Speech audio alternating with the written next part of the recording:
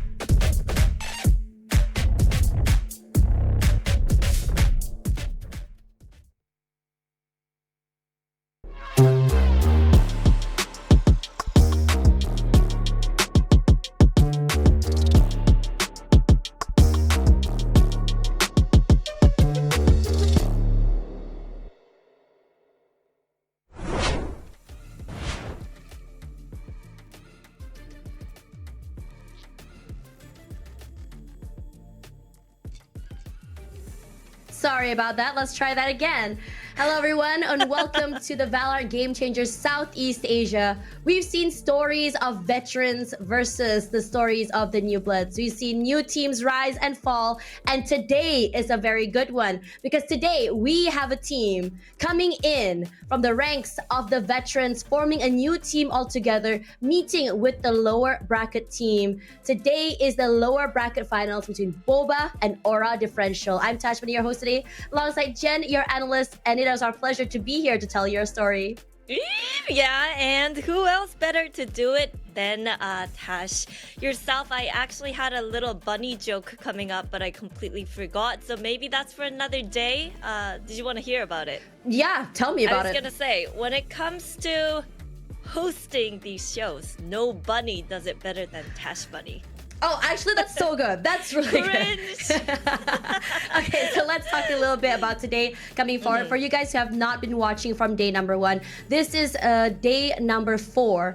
And today is the lower bracket finals, where we're going to be seeing another team being eliminated. And the winner today will go straight to the grand finals. Isn't that right, Jen? Yep, it's gonna be hell and heaven for either of those teams, and I'm super excited to see what happens here. I think we are looking at a good 3-mapper, if I'm not wrong. But yeah, Tash, what are you thinking? So 3 mappers shouldn't be too bad for the teams. I mean, we've probably I think throughout this week it's such I would say a yardstick to see what kind of games are we going to be getting this season. Now, I think from the last 2 years it's been very one-sided. We see the same 6 teams up on top, and it's always, most matches will always be, we can already kind of tell who's going to come up at the end and who's not. But I think for this particular week, especially from our 2 teams, I think that's been playing so far, it's been very exciting. But before we get into that, let's have a look at this video about the format. This is the VALORANT Game Changers SEA 2024. There will be 2 stages this year, Stage 1 and Stage 2. There will be an open in each stage and a group stage in Stage 2. The top 4 winners of Stage 1 will be seeded into Stage 2's group stage. The opens for Stage 1 will be held from the 26th to the 29th of March, and the playoffs will be from April 1st to the 5th. The opens for Stage 2 will be held in early July, followed by the group stage and playoffs. In Stage 1 Open, the top 8 teams will proceed to playoffs, and the top 4 teams will be seeded into the group stage of Stage 2.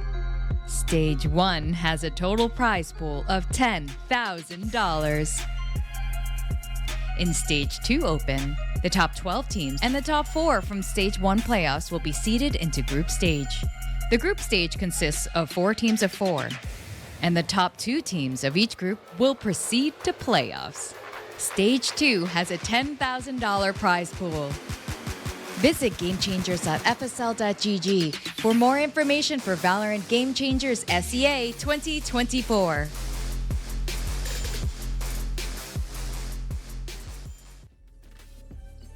And how educational and informative, and it explains the format with Victoria's beautiful voice. But here's my voice kind of breaking down the roadmap.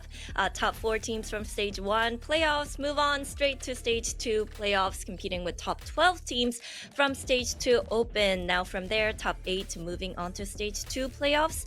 And then the top 3 will go on to represent Southeast Asia in Game Changers Pacific, Tash.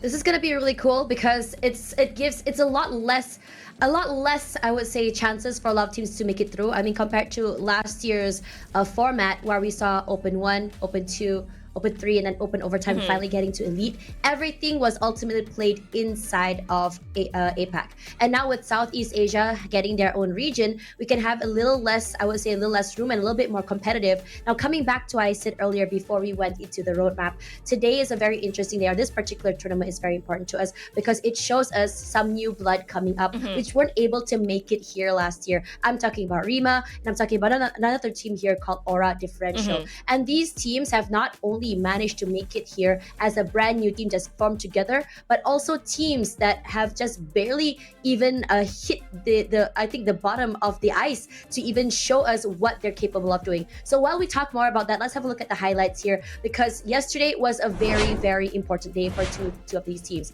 In the upper brackets, we saw Zipto versus BOBA, and this is such a rivalry match coming through. We have stories of former teammates, as well as the best of the best here coming in from Asia Pacific, going up against a brand new team of veterans that just came together in the last few weeks. BOBA, you're talking, right? But with Zipto bringing in so much surprise, with their comp, the Paper X run, with the Sage and Shirazi, even on the operator on this map, BOBA did not have an easy time kind of responding to Zipto yesterday. Even Neri back on the get-go with this ace to close the that map ace was out. so That good. might have hurt BOBA's ego just a little bit, I guess. Yeah, it's a really scary way to end the round, but you can tell that even on match number 2 that BOBA was not deterred. They played this map, I think, even though it was a loss, but they played it to perfection. They knew how exactly to play against a lot of these, I would say, these strats coming through from Zipto. But the thing that Zipto has compared to them is just that raw fundamentals, the aim, the speed, the understanding, awareness, and positioning. And this comes from, given the fact that the team has been playing. Has been playing for a long time. 4 of them exactly have been playing for a very long time. I wouldn't be surprised that they play better together.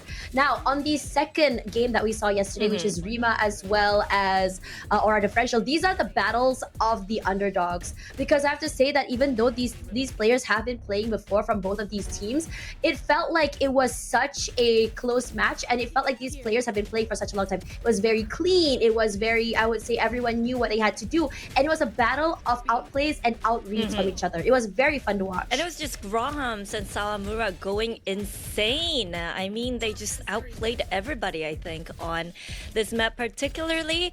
Now, what were your thoughts looking at how Aura was playing? Aura, I would say that they did require some time to really figure things out. I think that was their problem. They take a bit 5 to 6 rounds to really figure out how to play against a team. And once they do, they can just collapse into each other and they start creating these strats, these counter plays, and they become very, very oppressive, which is why usually on the second half, we get to see this really raw aim, raw firepower, and very, very oppressive plays come through from this particular team. And I have to say that I'm not surprised that it went all the way to a 3-mapper, especially on this particular map, because when it comes down to this, I think that one thing Sawamura, Aura as well as Rima had in particular together is that both teams, in order for them to win rounds, it requires these hero clutches, hero plays, one player to pop off. And in this particular series, the one player to really pop off was Graham. On that Sky too, right? It just surprises me how deep her Asian pool can get. And on this Lotus particularly, this was like 13-0 slapping from Aura. Oh yeah. It was 13-0. Yeah. It was the cleanest and shocked. the best way to end the day for Aura. So obviously they're coming into this with so much confidence, and I just can't wait to see Lotus, if we do get Lotus today. Yeah, Lotus is going to be very exciting because, I mean, we saw a tweet put up there by the players of Rima saying that they were not prepared for Lotus. They barely actually had time to prepare for it. So it was definitely not a map that they wanted to go into. They were really hoping that they were able to do something. But if you were to see in terms of practice, in terms of strats, in terms of play, that it looked a lot more cleaner for Aura Differential. Regardless, if you know that Aura Differential, they are an actual team that also has a coach coming through. So I think before we talk more about that, let's have a look at the brackets to see the journey heading toward today.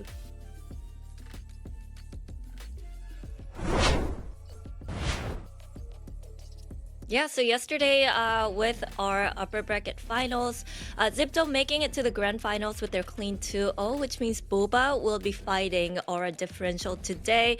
And yesterday, Aura Differential had a great game against Rima, as we mentioned.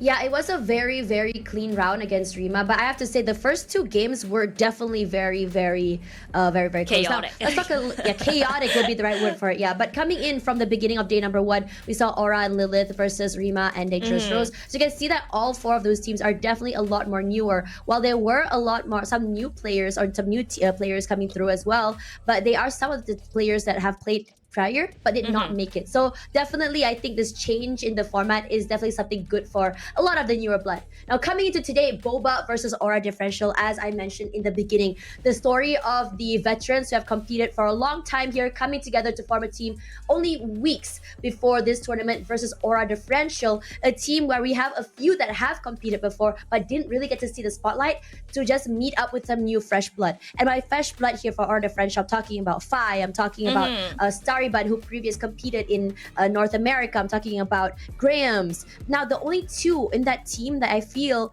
sorry, maybe three that in the team that has already had, I would say, experience prior to coming here today is Sawamura, who was previously known as Capricious, if you guys were watching Game Changers APAC last year.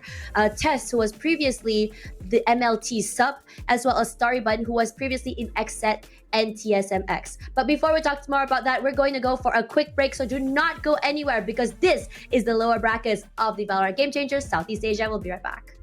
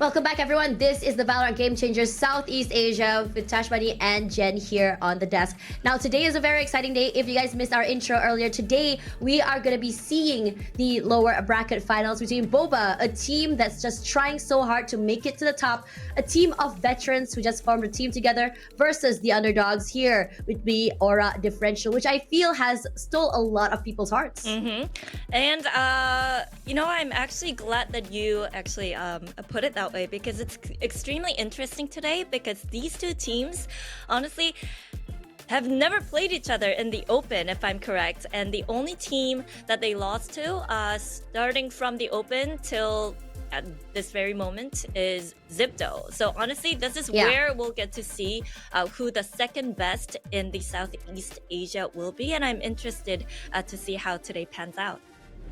Yeah, when you look at the teams so far, these two teams are going to be very exciting. I mean, if you guys are not aware, for Aura Differential, as I mentioned before, for Aura Differential, the player that has only 3 players really have, I would say, full experience in competing, which is Staribun, Capricious, as well as Tess. Speaking of that, let's have a look at the lineup right now between these two teams. Now, for BOBA, I'm sure if you guys have been following Game Changers Asia Pacific 2022 and 2023, you guys will be very familiar with this roster. Baby TZ, who was previously in Full Sense Sapphire and X10 Sapphire, Kohaibi from SMGGC, number 4 last year in Game Changers Championship, Ayumi from RQ Kaguya, Casper from Orangutan X, as well as Aluka from Nigma Galaxy, as well as RQ Kaguya. Now, on the flip side, from Aura Differential, we have players who have never played before, like Grahams, as well as Phi.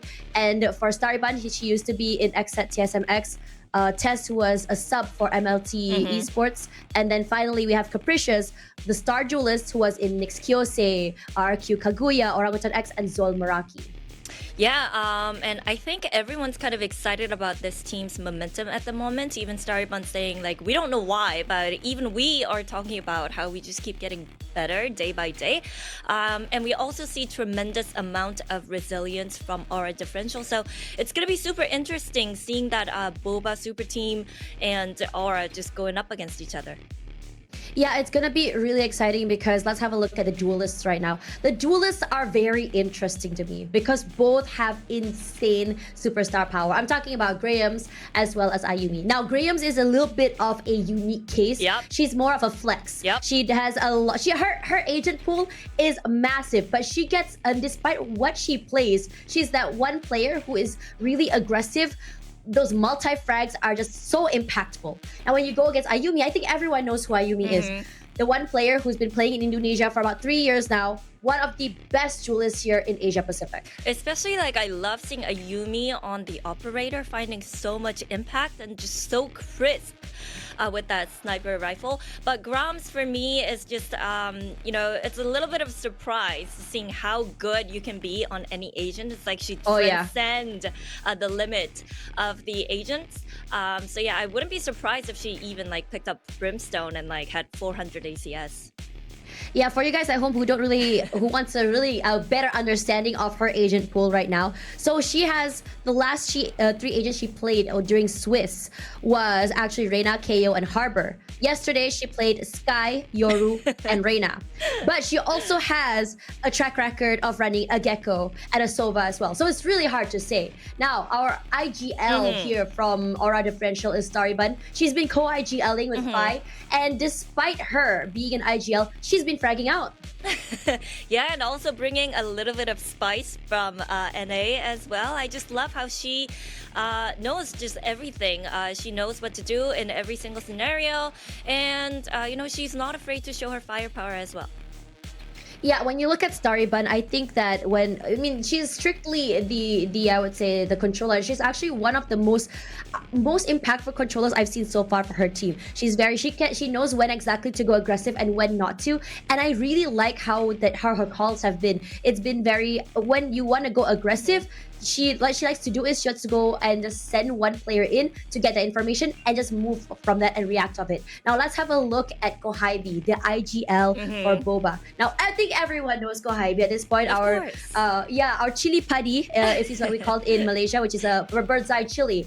Now when you look at Kohaibi, you think of a sentinel, right? I think for last year, especially during championships, she's been this very insane killjoy. She has a high percentage of headshot percentage, especially on Sunset yesterday with a 44% headshot percentage. And especially with Kohaibi leading the team as an IGL, I feel like this is gonna mean more to her, just kind of fighting for that rematch with Zipto yet again. Yeah, I think that if anything, it's just rivalry at this point. Of course, you want to be able to take on the best, with Zipto being there number one, I think, for about a whole year since last year. And I think at this point, you want to be able to crown your new queens of Southeast Asia for sure. Now, let's talk a little bit about what we can expect here today. So yesterday for Boba, I think that it's very, very fun looking at Boba because we always talk about Kohaibi being the sentinel. But yesterday, she was able to pull out that Sova on Sunset. And she managed to swap that out with Baby TZ. So Baby TZ previously was the sole sentinel player, and now she's starting to swap out a little bit more. So I think these two players are just sort of like changing depending on the map. And Baby TZ really surprised me yesterday with the Odin walking around with the run and gun on Ascent is honestly obnoxious, I have to say, but it was very fun to watch as well. And if you look at the other players as well, I mean, Casper from Orangutan, she has always been known as that very strong controller. And, seeing her play yesterday shows us all of that very consistent plays that I was expecting from last year to this year. I'm really hoping to see more from her today. Right, and then we have the map vetoes coming up. It's going to be super interesting which maps they ban and which maps they pick, because we do see like specific strengths when it comes to map pool for both teams. We are going to Sunset, Lotus, and then as a decider, we're heading to Bind. For me personally, when I look at this map vetoes, I think whoever wins Lotus will win. It's just we haven't really seen Lotus from Aura Boba in playoffs, whereas Aura just had like that 13-0 yesterday. So that's going to be super interesting and I guess crucial for both teams to put up a good fight there. Yeah, it is going to be very exciting to see that particular one, because for Aura, I think we saw a lot of that from Aura Differential as well as Rima. Their Lotus was very, very different to say. Now, the thing about Boba is that because they haven't played Lotus, it's really hard for Aura Differential to really figure out what they have in store for the team. There's not a lot of bots, and there's no way how you can prep for that. But let's talk about Bind a little bit, because we saw Aura play the Bind against Rima. Very chaotic, as we mentioned before. But for me, Boba's Bind is a little bit of unknown still. Having that deadlock stage chamber, triple sentinels, right? Yeah, that triple sentinel definitely can throw everyone off, and I think it is going to be very interesting as well, because when you talk about Boba, their coach Fal has always been known because because he's very creative with his strats, and he knows how to gauge the strength of each team. He's able to really pretty much play any comp because he knows that his team is able to pull it off. I mean, when you're that good against your opponents, you can pretty much run anything you want. But the thing is, like, when you compare it to, like, say, Zipto, again, a team that knows what they're capable of and is very, very creative and dynamic with their comp, their stats, and even their fundamentals, you can pretty much run any strat, and still get away with it. Now, let's talk a little bit, as you mentioned before, Bind. The last time Boba played Bind was against Money First. That was the triple sentinel comp. I am really curious to see what exactly they're going to be bringing out. If we go to a map 3, I think that they're still going to be playing that triple sentinel comp, because if you want to gauge in terms of power, if a team like Money First was not able to wrestle that away, it might be a different story when it comes to Aura Differential. Now, for Aura Differential, for their comp, for their Bind comp, they were playing against Rima GC, and it was pretty close, I have to say. Not pretty close, it was 7-13, but they did pretty well. I believe it was toward the second half on the attacking side. I think both teams did well on the attacking side, which is honestly surprising to me, because when you talk about bind, it's always usually the defensive side. Now coming into that first map, what was the first map against Sunset? I mean, we've seen a lot of Sunset maps, map picks from BOBA. We've seen them play it so many times to the point that it's almost like we can already tell what exactly they're going to be doing, or are they going to be changing their strats depending on what fall calls. But now for Sunset on Aura Differential, the last time they played was Mommy's Kittens, and it was a landslide. It was a 13-4. And that was Jet Reina double duelist comp as well, right? Yes, that's the one. Now for Sunset in particular, what made it really interesting was the fact that they were just so powerful because they managed to get that defense side first. That map has not, for me personally, I think that it's a little bit more interesting how they played the defensive side, because they have a little bit more of an attacking comp, but we didn't get to see that much because they were on defense first. Because when you have a player like Grahams who's always on the lurk, he's not seeing Fi lurk, okay? It's Grahams who's lurking on tiles, and she's all over the map. Fi is just a secondary lurker, and she's pushing all the way to their spawn to gather as much information as they can. You have Sawamura, who's always playing for mid or top mid, going in with that very aggressive early picks with the op, with the Vandal, and it's really terrifying. And Tess, she's been massive. She's not even a Sentinel, but she's been managing to pull this 1v3 anchor on the site and all alone, and buying so much time for her teammates. Yeah, interesting things coming out from Aura. Now, in terms of BOBA, as we mentioned, they sometimes play the Phoenix comp. They switched it off to Sova, but you know, you can still tell that having that 8-13 or 9-13 against Zipto, it's going to be super strong. So we'll just have to see who's feeling it more, you know, from the onset. Yeah, and I think that from BOBA as well, it's really hard to say what they're going to be playing, because I think the only time we actually seen them bring out an actual comp is only against Zipto. They've run this map twice now against Zipto, and I think that it's a very interesting one, because when you look at the first time they ran the comp, it was against, you mentioned that Phoenix. But let's see what they're going to be choosing today, because personally I think the first time they went against Zipto, it was a lot closer than yesterday. And this time around, no changes all time around from both teams. I think it's a little bit too last minute for her to swap around, and I think that for me personally, BOBA has this map, pretty much down. They've perfected it. It's just definitely something that they are very comfortable with, and there's a reason why they keep coming to this map. Hold on, let me just see. Well, they're actually slotting in the Jet. Or a differential, right? Yeah, Graham's on the Jet this time around instead of Arena. And I don't think it makes a difference, honestly, but Graham's just Graham's. I mean, I think the reason why is because as Arena, Graham's needs to be able to get those picks. Arena is really rendered, I would say, irrelevant when she's not able to get picks, not able to dismiss, not able to overheal. Now, when you have this Jet, it's a little bit more safe in terms that she's able to go for that dash out. She is going to be very, very safe. Only granted, she only has one dash now, but if she has a pop-out round, she's going to go pop-off round, excuse me, she can go on for 2. Now, on the other hand here, I think that while it's not a bad thing per se, that value from Arena, I think might be something I'm going to miss a little bit more. Because of that overheal, because of that dismiss, it allows for a lot of repositioning. That overheal means that she can easily, top up her health back to 100, which means that she can go in for more aggressive frontline fights without having Sawamura going in too aggressively. Regardless, these two players go aggressive anyways, so it's going to be very, very scary. And now here comes the scary part. Either I'm going to jinx it or I'm not. The match prediction.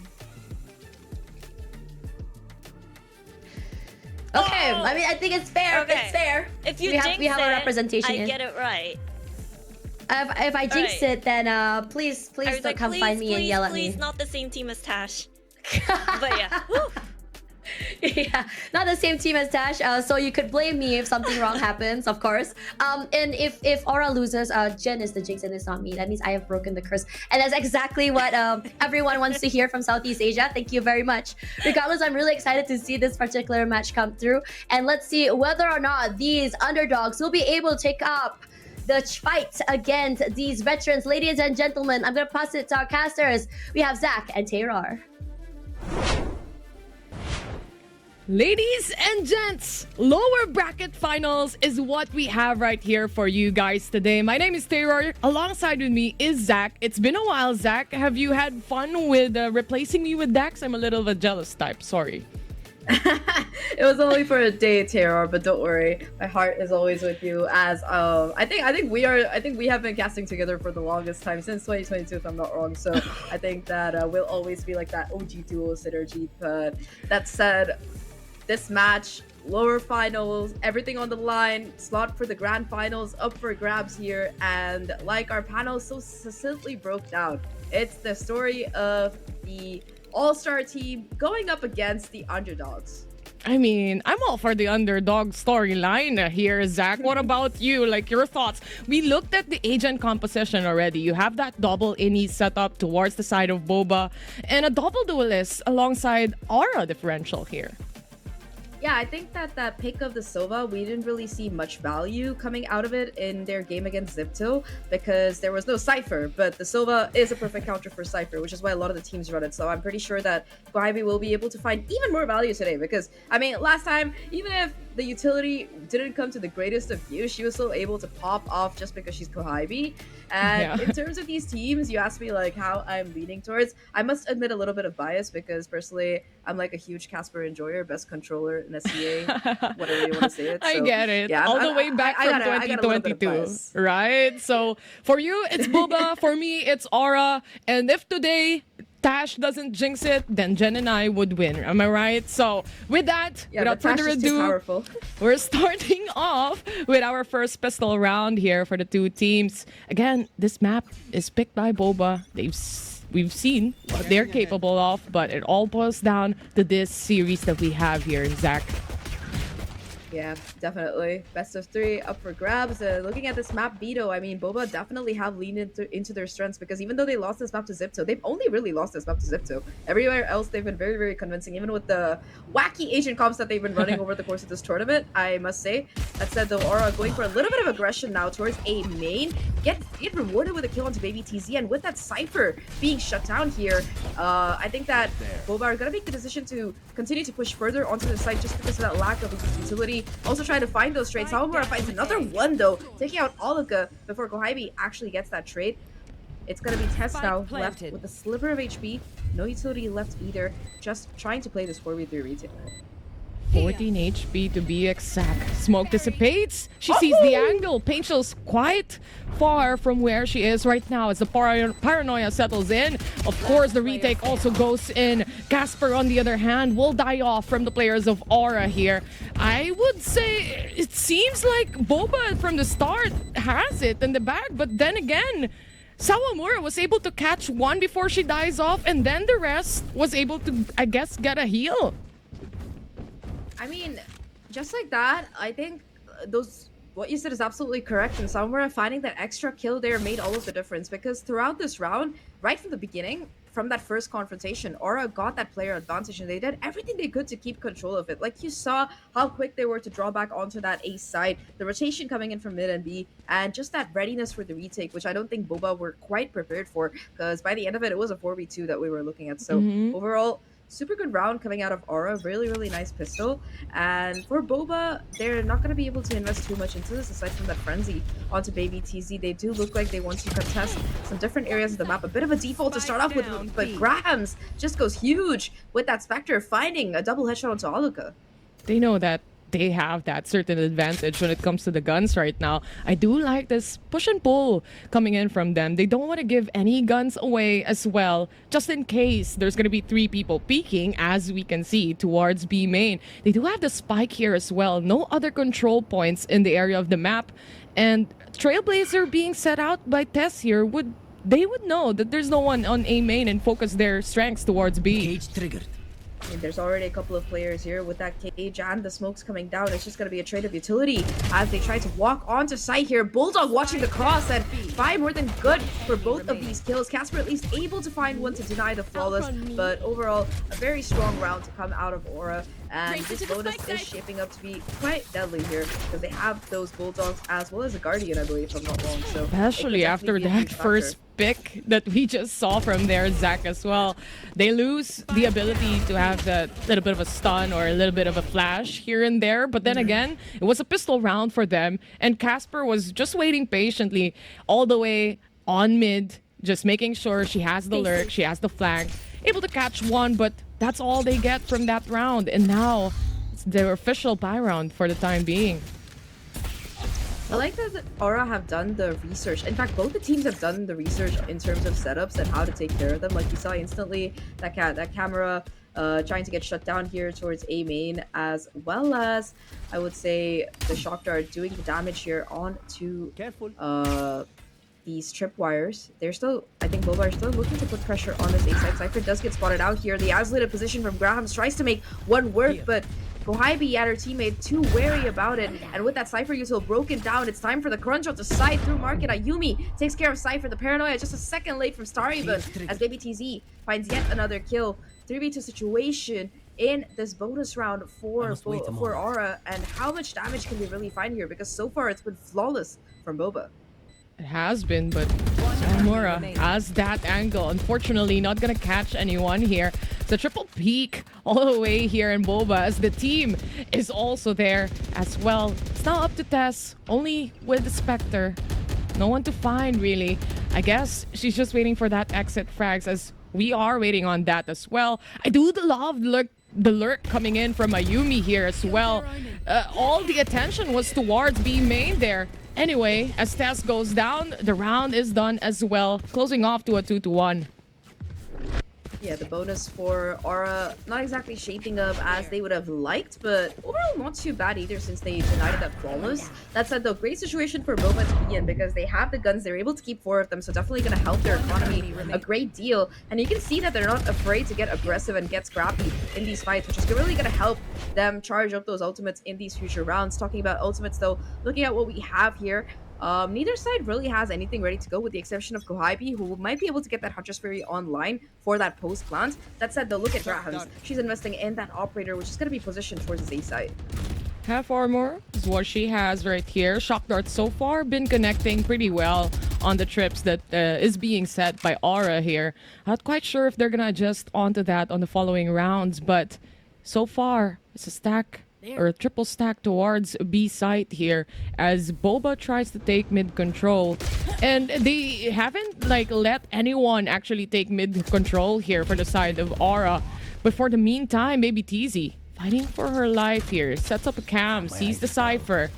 But then, will she be able to go? No! Because of the stun connecting perfectly as well. Ayumi, yet again here on market, trying to find blood.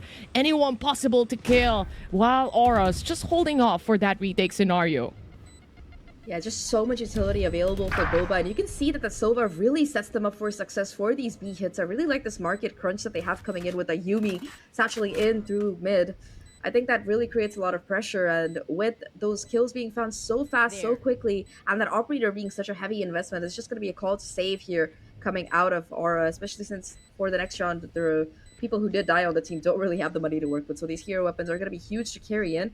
I think BOBA realized that it's most likely a save that's going to be coming through for these players. I kind of see Kohibi debating if she does want to go for the hunt. Aluka already on it seems like, just making sure that they're not being flanked, there's no one looking and waiting for exit frags, and while BOBA do win the round, they're also going to be playing a little bit more conservative here, hoping to keep their weapons and continuing to expand their economic welfare while letting their opponents save. And I don't think they have an idea about the op yet, which could be important. Yeah, it's a 50-50 chance, right? You pick the right position, you get so much kills from an operator. You pick the wrong one, then it's going to be a difficult take on a retake scenario, especially if you're only 3 players remaining here.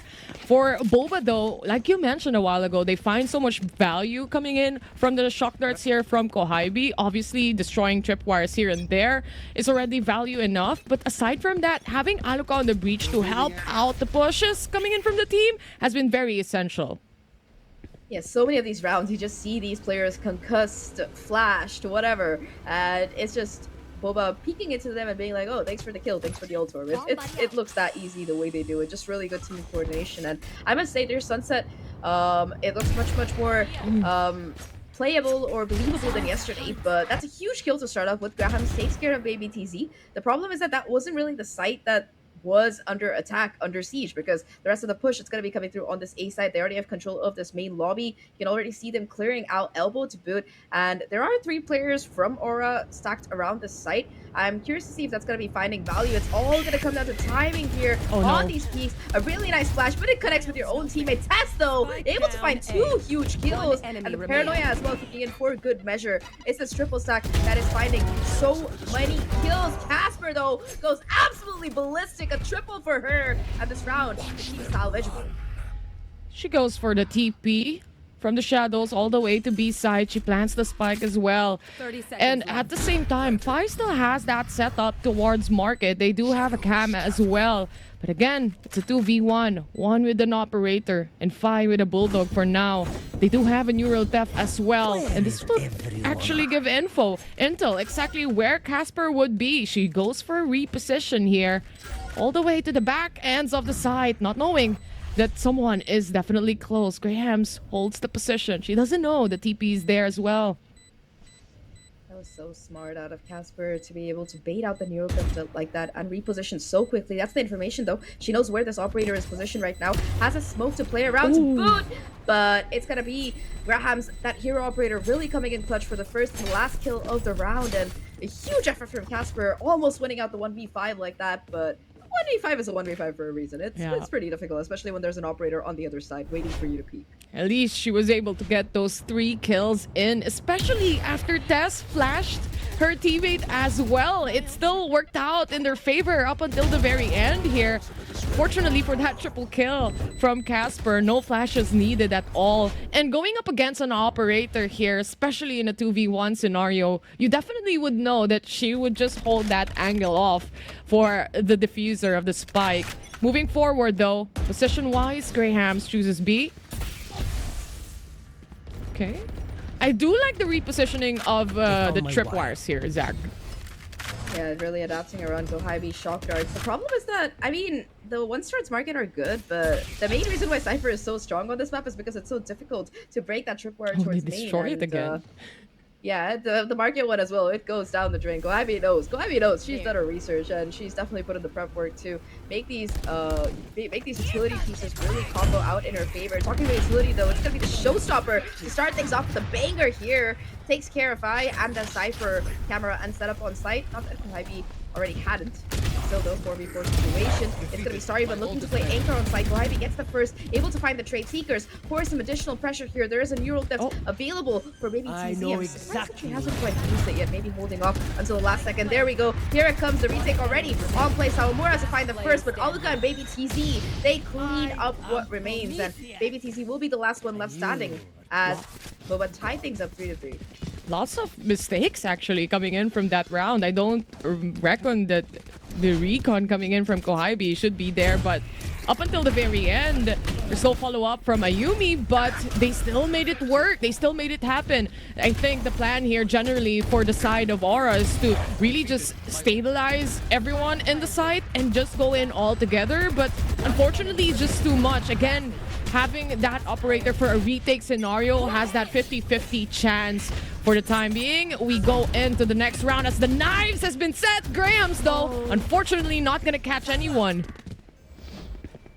You're not gonna be able to get that kill. That said though, it is a bit of a neutral round here for Aura, so it's just a question of how much damage can they really do here. Once again, this B side, the place that's so difficult to take down.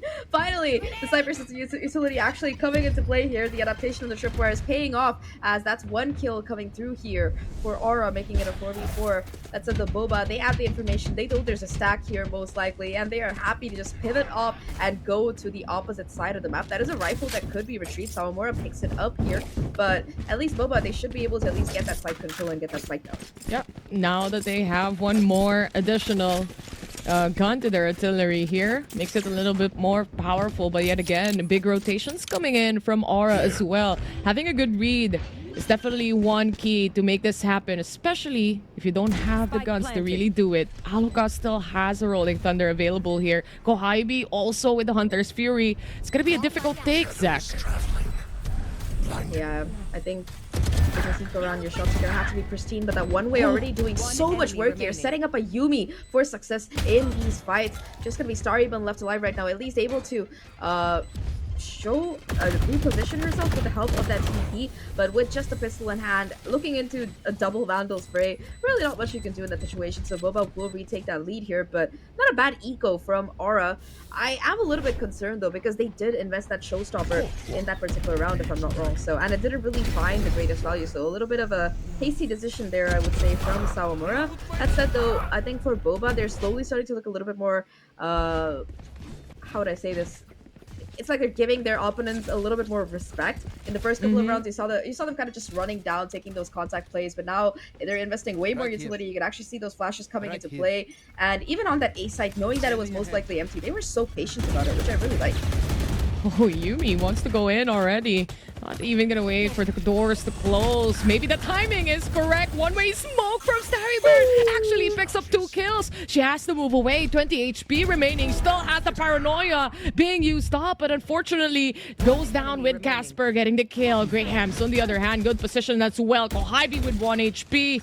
She has to move further back. 4 HP remaining, and a spike dropped on B. 1v2. This could be the clutch of all clutches, but you can see that Aura, they're trying to play that high-low setup, not let themselves line up here. Grams knows that Kohibi is low, will be happy to go in for the peak and that kill.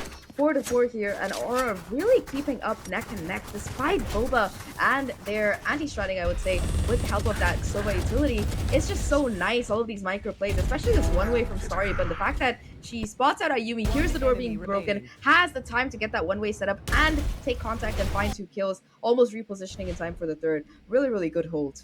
I do think, though, whenever they have mid-control, especially market control for the side of BOBA, it makes more of a round for them, to say the least. And with, again, that mid-control, everyone says the one who controls mid controls the game.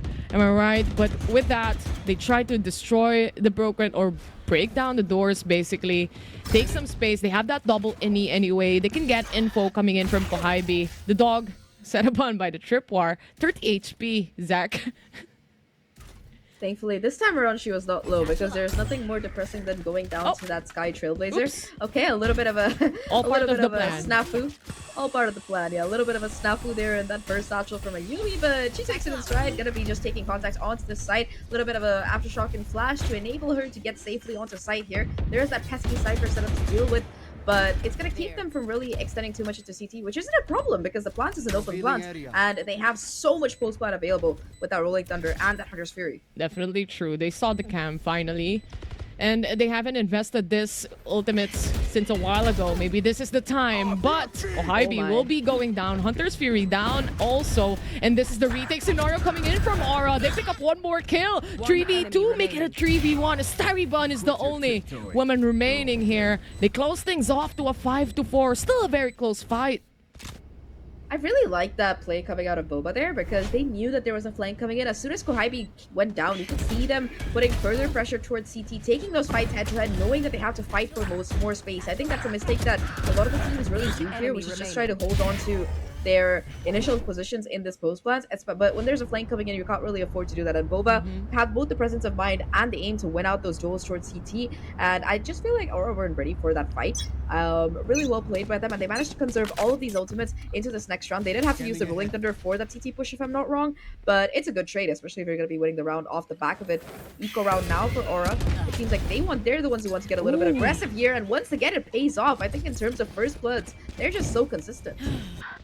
They didn't pick up the gun here, but instead BOBA rushes things to a side. Not prepared for Starryban waiting there. But unfortunately, Fi will also go down as she tries to get the trade here. It's still a 3v3 though. Again, they haven't picked up the guns from a while ago. The timing just perfect. Kohibi, on the other hand, they throw in utilities here and there. But then can they clear it out? They push away for Aura to go around them. And still, they couldn't puncture inside the site. Yeah, it's just Sawamura left alone right now and fighting for her life here, I would say. The stun, the flash, everything at the kitchen sink being thrown at Sawamura, and finally Ayumi puts her out of her misery for this round.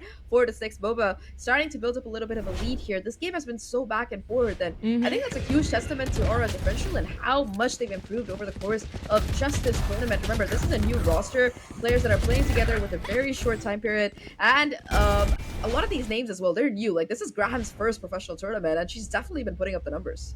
Definitely true. I mean, the operators so far, they've invested a lot on this, and it seems like wherever Graham's is as well, they get 1 or 2 pickoffs coming in from that. Sawamura is the only person to show, just to make sure there's no cam set up here up on the B main. But other than that, it's just more of to create that space for the Jet to cross, or Graham's to be exact.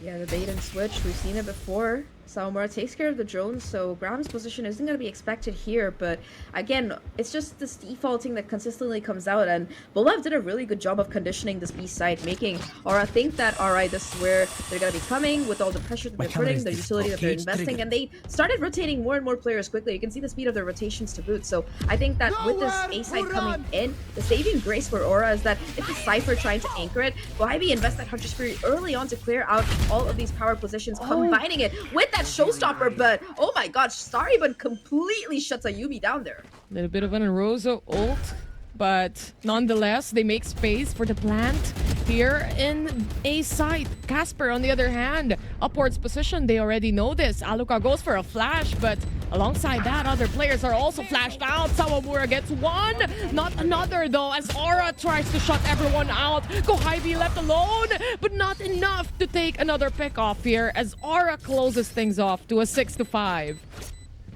You know, when I saw Gohaibi was the one in the 1v3, I was genuinely terrified for a second, especially since 2 of these players were quite low. But yeah, thankfully, in the 1v3, they don't line up, and they're very good at trading each other out, which is often the biggest problem in these kind of concerns. So really, really nice retake to come out of Aura here. And I think this Satchel in particular, you can see that both Casper as well as Sawamura were blinded by different pieces of utility, but I think that Sawamura being able to get that reposition there really enabled her to get both of those kills onto site and make this retake really work. And also, we saw how far back they were playing on this ace side. I think that that actual initial aggression from A, they expected that showstopper combination to be coming in for that push, and it really worked out that they were so passive. Once they leave the spike, you know, it's gonna be a default setup coming in from Boba right now. They're trying to look for any pick off possibly anywhere here on the map. Gohaibi is the only person that they have seen so far, and she's just throwing her darts to make sure to destroy shock darts. But then again, why destroy a shock darts if you can kill Fi? Yeah, just taking out the Cypher, taking out all the traps here. Gohaibi has been an absolute menace on this B side, just making the value of the Cypher so difficult to use here. Noise being cut as well.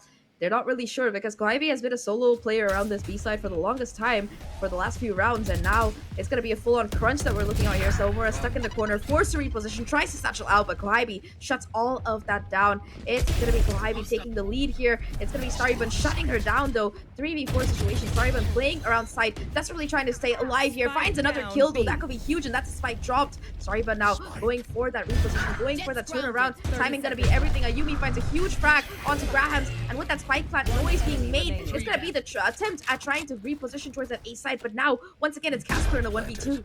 Starburn really good in finding these possessions as well. I mean, Paranoia connecting perfectly, right place, right time. They were able to clear out Elise, some of the players here from Boba, but then again, Casper's still alive here, holding off the post plant position. She's trying to internalize where would Aura players be, but it's gonna be this switch or double swing coming in from Aura. Not much needed effort as they close off the round with Staribun getting 4 kills in total for this map, or for this round. Yeah, this round Starryman was definitely the hero. You know, you're usually used to thinking about the Cypher as that anchor player, but she was the anchor. She was the one going around like a ghost on site. And you know, while we do call Casper the friendly ghost, I must say in that round Starryman was very unfriendly towards the rest of BOBA, and she definitely did a great job in shutting down all of this, forcing the TP out towards that A side and forcing Casper to try and play out that 2v1. Even in that final situation, the awareness that, all right, this is probably where that player is going to be, especially when that smoke is coming in, almost a pre-fire to shut down Casper. And we're going to be having a 6-6 half tied up here. But, you know, we can keep yapping about it. We're going to be yapping about it more after we come back from this. But first, our panel, please break it down what we just saw. A 6-6 half is definitely something I did not expect. I was really honestly expecting, expecting a bigger lead from BOBA given the fact that this is their map pick. What do you think, Jen? Really, I was actually in the beginning of the rounds, I thought Aura would have a bigger lead. But for me, though, what made it hard for Aura was that lack of proactivity when they were losing rounds. I think it was a lot of pressure on Grums, and she was doing pretty well getting those info and kind of holding an angle on one side and you know, putting pressure, you know, and Aura were able to put a lot more pressure on the opposite side. It was just that BOBA were able to work their way in, and I just thought, you know, when you have the breach comp against you, you're supposed to just be more proactive, you know, go one step further, but without that, we only saw that happen in eco rounds, and it worked wonders. But I would have loved to see more of those early aggression coming out from Aura in gun rounds as well. With that being said, I think BOBA have done a great job of kind of using their firepower and taking those duels to work their way in, but somehow we end up at 6-6. Yeah, 6-6 is definitely something that's really surprising to all of us, but again, reminding everyone that BOBA tends to do better on the defensive side. So let's see whether or not if that will be true. So going to toss it back to our casters, Zach and Tay. What do you guys think? A lot of great points that you've made there on the desk. Thank you, Tash and Jen. And I mean, completely agree with you. I think that 6-6, it's been very back and forth. Grams in particular, like you mentioned, has been just such a force of nature, not just in today's game, but also throughout this tournament. I think that the experience that Starybun brings with her, as well as the way her calling has just really elevated this team, I would say, from their first couple of days of gameplay, has been a pleasure to watch. And now on this attacking side with that double duelist, it's their chance to really do some damage. And like you said, you know, the trade-offs coming in from Team Aura right now has been pivotal on the rounds that they've won as well. They pretty much have good reads and good positionings against BOBA here. But let's see on the side swap as BOBA is on the defense and Aluka is prepared for that stun anytime soon that she finds out there's going to be someone. The stun settles in, players move away, and this is just the repositioning coming in from Aura. Oof. We're already going for a little bit of a walk onto side exploratory journey. He spots out Aluka, but doesn't want to take that fight. It's just Ayumi looking to play anchor on side, 1-for-1 trade though, and that's going to summon the rotation back towards his A side. Casper already made her way here though, so does have an isolated fight on the side against Jet. I don't know if they're going to be expecting her positioning right now. This fight could decide the how this round could conclude here. Grams alone on side, fighting for her life. Actually finding the kill onto Casper is huge. Goibi though gets the timing, gets the refrag to boot, but still numbers remain in favor of Aura here. A couple of players low. Unfortunately, no shock darts available for Kohaimi this time around. It's all gonna have to be these gunfights. A beautiful stun though.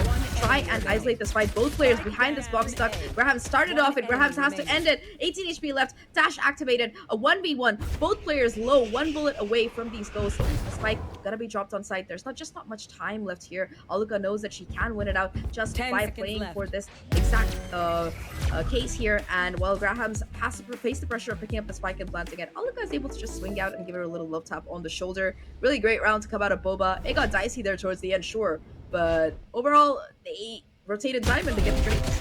Such a good fault line as well to really initialize that kills coming in from Aluka. I mean, almost you would never know who's gonna win. It's all about the angles, right? Especially when you go dash away and hide off, knowing that the spike needs to be picked up. She was going for a fake plant here just to push out Aluka from her position, but nonetheless, she had the better positioning for that round.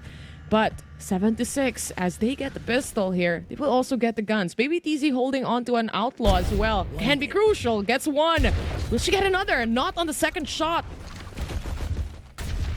Here comes the execute itself. Dash player onto site. Still does have this outlaw to try and isolate these fights here. The flash utility does perfect and grabs with the Sheriff. Again, just gets an absolutely nasty shot onto Aluka.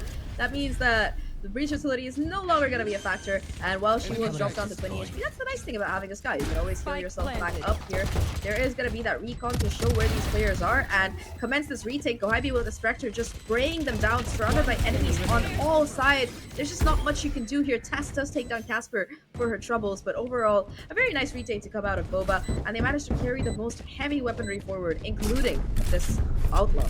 I mean, basically your goal for the second round, especially if you don't win a pistol, is to get as much kills, plant the spike, get some economy running for your side as well. And at least they were able to do that.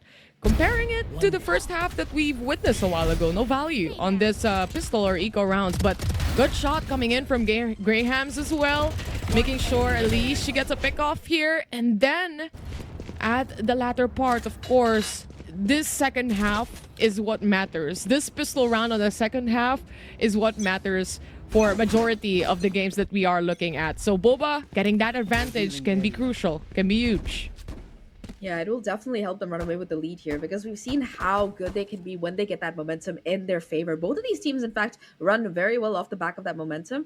Maybe TZ with this outlaw going to be holding down mid. There is one player here, Tess, unfortunately, just not ready for that angle, and it's going to be a kill, huge kill to come through. There is going to be a trade at least from Salmora, though Baby TZ is still doing the damage with this outlaw. A second kill already for her, and she's still looking very, very healthy. Has to set up on the B side. The cam will spot out both of these players by going in for the peak, takes 140 to the body, and this flank as well tries to come in, but Ayumi gets shut down. Starryban going huge once again. 3v3 situation, but two of these players are looking so low here, and the spike still hasn't gone down, so Gohaibi has a chance. Never mind, Salmora takes her down. 2v3.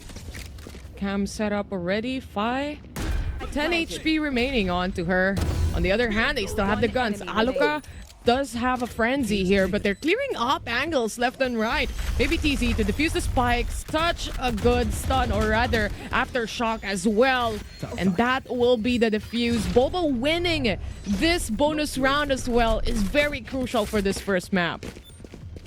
One thing I really like about Boba's retakes is how fast they are on them. This is something that I've observed throughout their games, especially on Sunset, but they've just been so good at these flood retakes that just don't let your enemy reposition. And that's exactly what happened this time around. Even though it was a 2v3, they knew that most likely the Cypher was low, because I do think that they spotted out the shot coming out of Baby TZ. So they were able to just capitalize on that, and once it became a 2v2, again, they just constantly keep this pressure up, denying that late lurk, and at that point, it's just insult to injury that Salmora gets taken down by counter spam from a Sheriff through a cyber cage. It's just gonna hurt. Oh, this Regan's gonna show everyone. Will it? Or did it pass through? Okay, got destroyed. They broke it. At least. I mean, you saw how Baby TZ basically responded to what was happening through market. There were two people flying in from Aura. It's two agents flying, to say the least, right? So you have to act fast as well. And it seems like a tripwire dash back away, and Aura still ready to go in. The flash settling in, perfect for Baby TZ, but then doesn't completely flash her. The timing a little bit off, and now a triple kill to close things off for now. Aura is trying to bounce back here. Again, lesser on the buy, but still managed to pick up a kill. 4v2 scenario here. Spike planned it out, but then again, a perfect flash, a stun to make things happen for Baby TZ and her 5 kills. Yeah, the first couple of kills was Baby TZ just chopping heads like we're used to seeing her doing, but the last couple were completely enabled by the team, and it was just a beautiful ace to watch. The stuns, the flashes, like you said, and that paranoia from Casper as well, really just enabling them to take those fights without fear. Of course, being in a 4v2 always helps as well, but Starryban was able to pick up a gun after getting that kill with the Sheriff, so that could have definitely been dangerous here. Also being able to shut down grabs and just that spray down from Baby TZ. I mean, I know it's against Sheriffs and lesser weapons, but still, it's really impressive when you consider that she has a Vandal in play. Oh, the first timeout we've seen for this game number 1, and it's from Aura differential 6-10. you reach that double-digit score, you realize to yourself there's not much room to make mistakes anymore.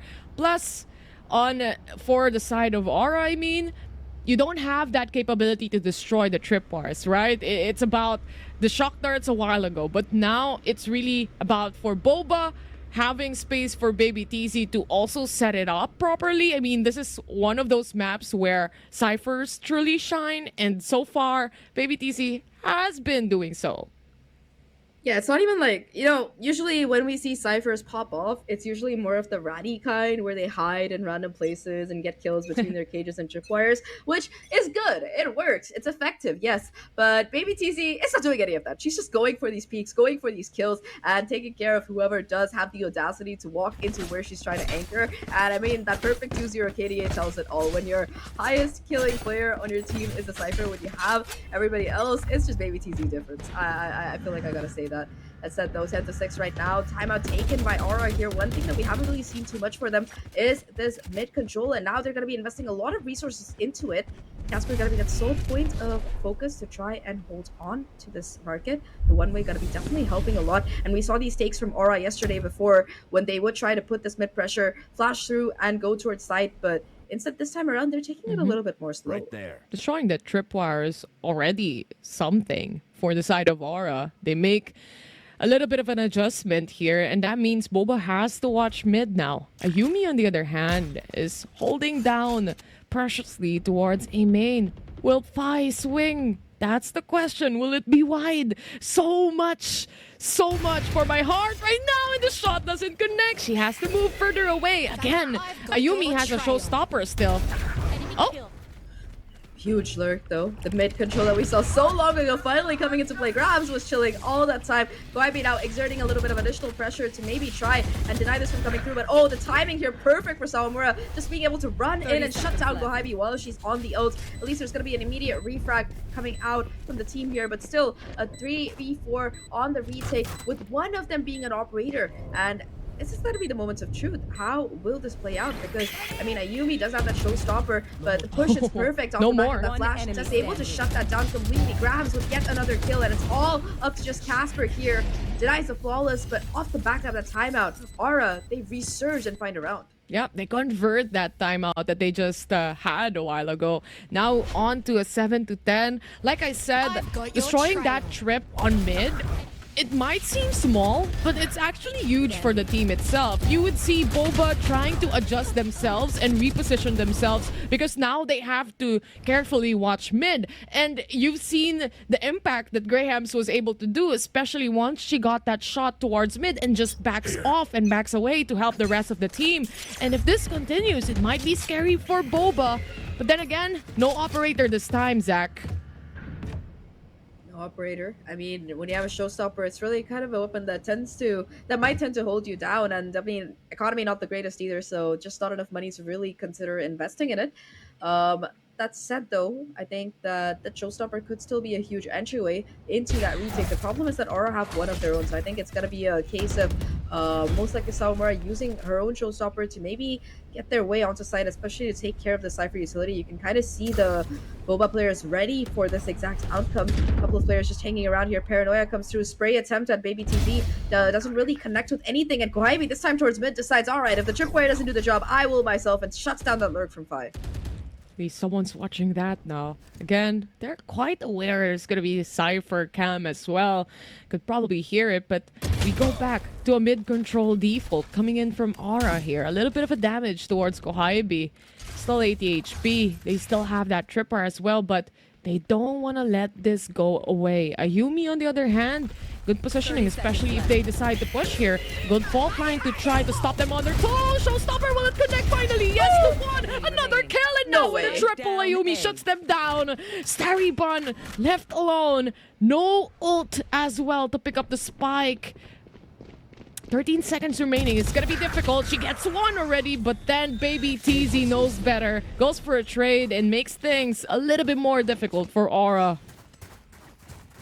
It was a very anime-esque moment when both the Rage just raises satchel into each other, making eye contact, holding those showstoppers, and they both they got really good value off of it. Like, all right, Ayumi gets one, Sawamura gets two. The problem is that Ayumi gets her gun out faster, and Ayumi is just a force of nature when you unleash her like that. Being able to shut down and find a triple towards main completely demolishes the attempt at that A split, and well, Starybun was able to TP on with her ultimate, like you mentioned.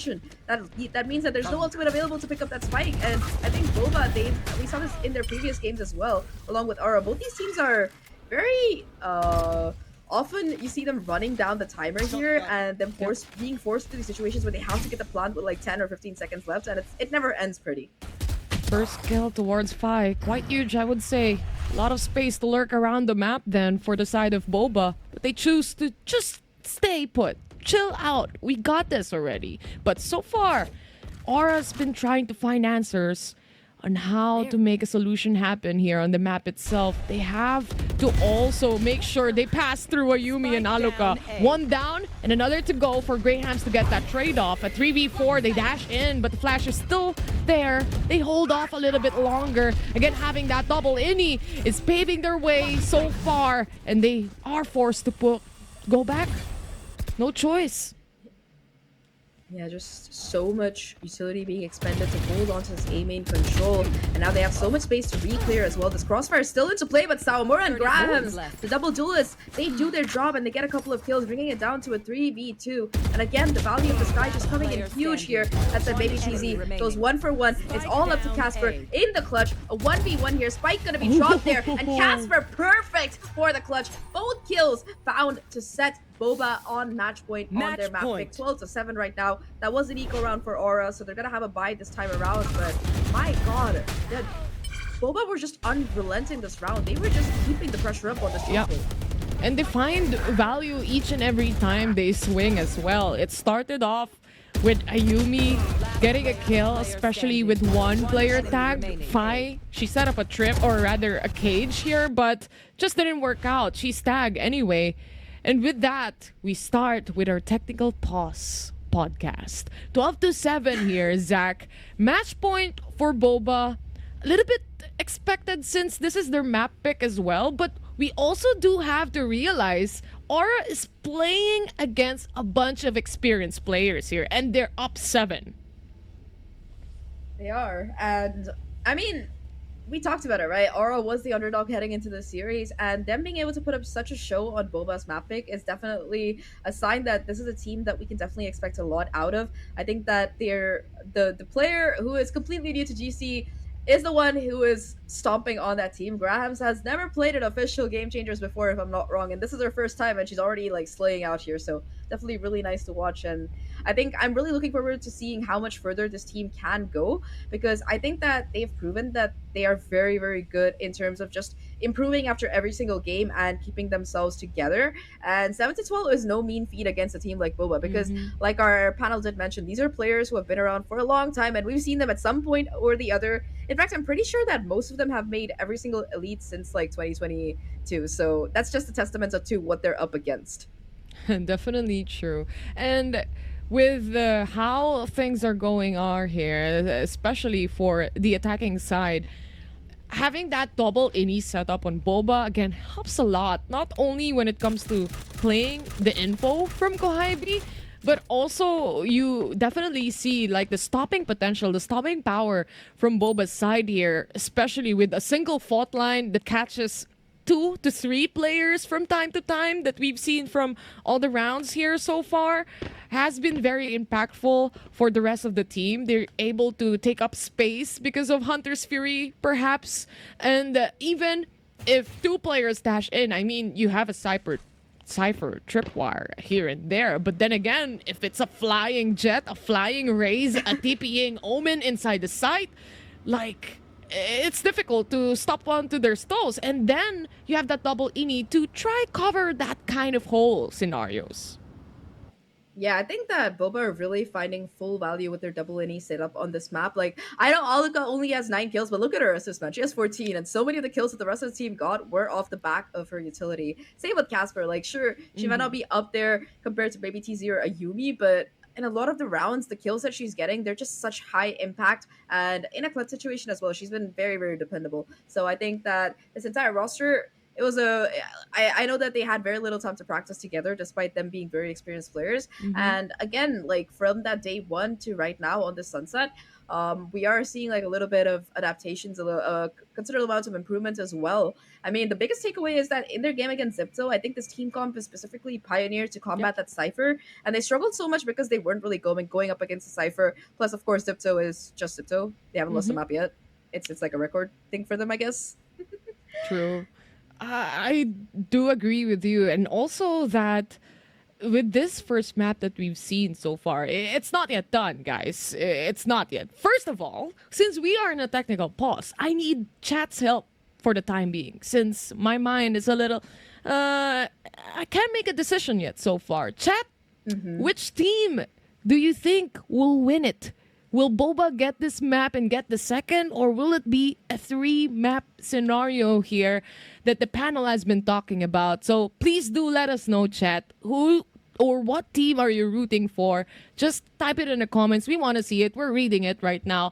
But Zach, with you, do you think that this would be reaching a map 3? I mean, I think it could, mainly because map number 2 is Lotus. Like, I'm a person who goes by the stats, and I was on the panel for this one, and the fact that Aura Differential were able to find a 13-0 win in the top 4 is pretty crazy to me. So it is a very strong map for them. They have a perfect record on it so far. Yeah, so I'm definitely excited for the Lotus, and I think if they can continue to really perform well on that map like it happened throughout this entire tournament, it could go to that map 3. My only concern is that it's also a pretty decent map, I would say, for Boba. Like, yeah, sure. Aura got the 13-0 against Rima yesterday, but Boba got a 13-4 as well. So, you know, it's not as shiny as a 13-0, but it's still pretty nice. I'm excited then, but nonetheless, this might be the last round, or we go for another one. That's the question that the players are bound to answer. Eurotef has been used here for the side of Aura. Enemies revealed, and they still have that space to go in on the side. They know exactly where Casper would be. They pick up on B and plant the spike right now. Graham's in a good position. She doesn't get to, but Ayumi for a trade. Now down to a 3v1. Spike planted. All up to her and Ayumi. I mean, we've seen her in the clutch positions before, but Aura aren't messing around either. They're just going for main, looking to take that 3v1 fight together instead of letting themselves really stack up. Ayumi does have her paint shells now, though, and there's a tripwire on the spike. So as long as she can deal with these hazards, she might have a chance at being able to win it out. But again, just the way Aura are playing, they're so disciplined about this, really not knowing that they can't afford to really let these things slip out of their hand. And also, they're worrying about the economy as well, since they weren't able to really buy heavily into this. That said, though, 3 players alive, 5 able to pick up an upgrade, and 8 to 12 here. Boba stay alive, and looking at Boba's opponents stay alive here, and Boba, this time they have the tools to end it with because they have all of these ultimates. So Aura have yet another obstacle to worry about in this next round. Yeah, we were talking about the trades itself a while ago as well, and you could definitely see that once Kohaibi was pinned down, Aluka wanted to take a trade and maybe clear out the angle towards Styles, but unfortunately the shot just doesn't connect, and it went in Aura's favor. But look at this, a quick satchel in towards a main, a little bit of trying to scare Aura here into a position, but then they decide to instead push all the way to A. They still hold on to that showstopper here. It is an equal round for the side of Boba and Aura, aware of it, are looking to take full advantage. Yeah, they're just pushing into CD and going for these fights. Sourmore with another kill, although that is going to be traded back here. Graham's able to at least pick up that gun, possibly deny it from being picked up, or at least looking to deny it from being picked up. The flash doesn't quite connect, and Graham's with the Blade Storm as perfect as ever. Looking for a little bit more here. Casper finally shutting that down. Will be trying to get that gun, but Fi, again, the awareness from Aura. You said it, Terror. It isn't over yet until it's over, and Aura definitely don't think it's over yet, because it's 9-12, and 3 more rounds will bring them to overtime, to that fighting shape on map number 1. The problem, again, is that there are so many ults for Boba to close it out with.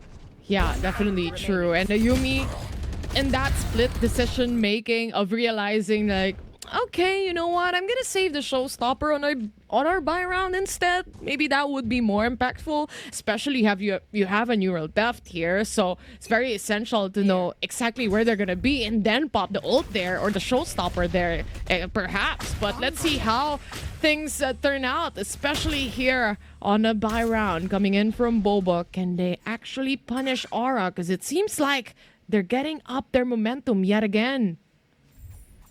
Yeah, the last couple of rounds have been pretty convincing for them, so definitely feeling that in their favor. Looking to push mid right now, but Aluka is going to be the person to keep an eye on this. Just silent contact is going to be taken here, and Aluka spots it out, gets the information, takes a lot of damage though, and will be forced to fall back here to safer waters.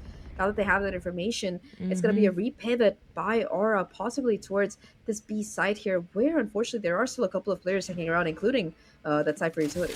Look how deep Graham's is towards CT side of A, by the way. So if there's any rotations coming in from BOBA, they might not expect it, but Aluka already saw her there. Not quite sure how the positioning will go. The entry from Aura.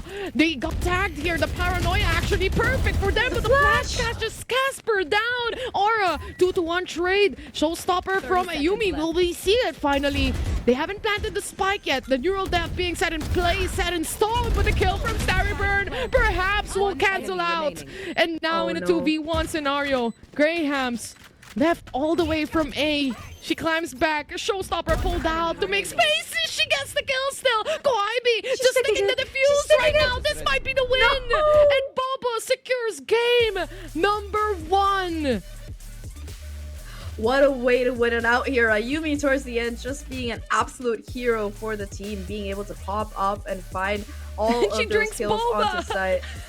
Of course, Kwaibi. Of course, Kwaibi drinks boba. I'm not even surprised at this point. Like, well deserved. I know that all of these girls do love boba tea. Personally, I don't understand the appeal of tapioca pearls, but I'm just a hater in a lot of things that other people Exactly. like. So, At least you have self-awareness here, Zach. Thank you.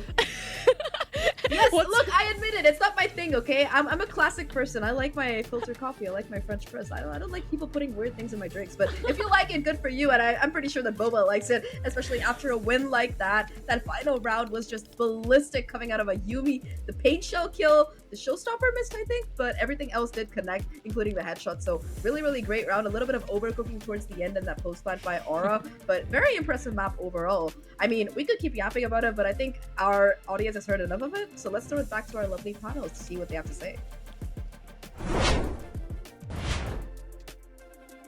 A very close back and forth, and finally to a comeback. That is what we saw just now from Team BOBA, taking a very convincing Sunset map. Now, it was a very interesting one because honestly, big kudos to Aura Differential for not only doing their homework, but also being able to counter-strat so many of their set plays.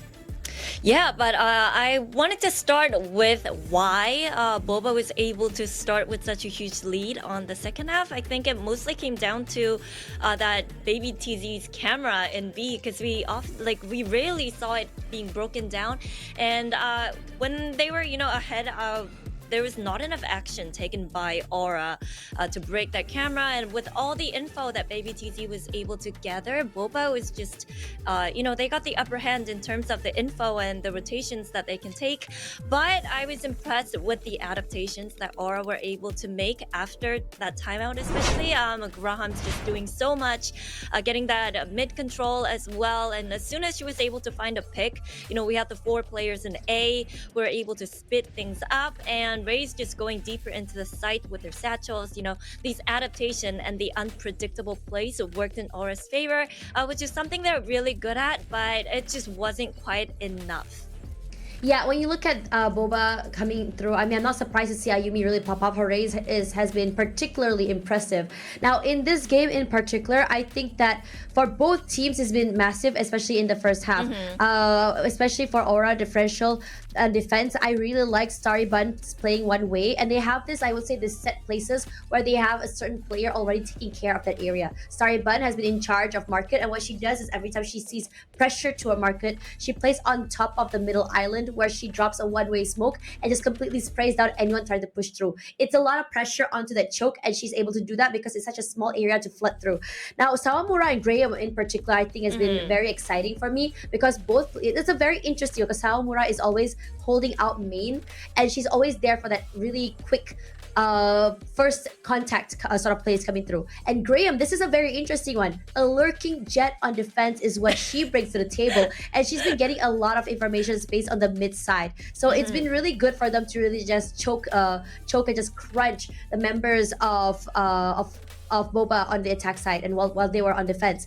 Now, coming into the second half, what really helped them honestly was the retakes from BOBA. It was just a really quick flood and very oppressive from different parts of the map, and it's so quick to the point that we aren't getting to see Aura Differential being able to prep for that post plant holds and positioning. They have to be really quick about it. But regardless of those, I think for each round it's been down to like a 1v1, a 1v2. Yeah. It's very, very close between both teams. Now, I think my highlight of this particular map was round number 16, where we saw Baby TZ isolating a perfect 1v3 toward the elbow side or the alley side of A side, and because she was playing that corner so well, she's able to isolate that 1v3, and then it turned into an ace. So honestly, it really shows the prowess of what Baby TZ can do when it comes to anchoring a site and playing in terms of firepower as well.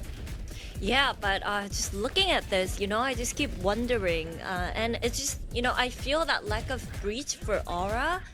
Because often they have to take contact plays, relying so much on Sawamura opening up the angles, and if it doesn't work well, then they're in trouble. And even in their bonus round, as you mentioned, Jet and Raze did not have enough support. I felt like, and it was just so easy for BOBA just to wait for them to jump into their crosshair, which was done perfectly by Baby TZ.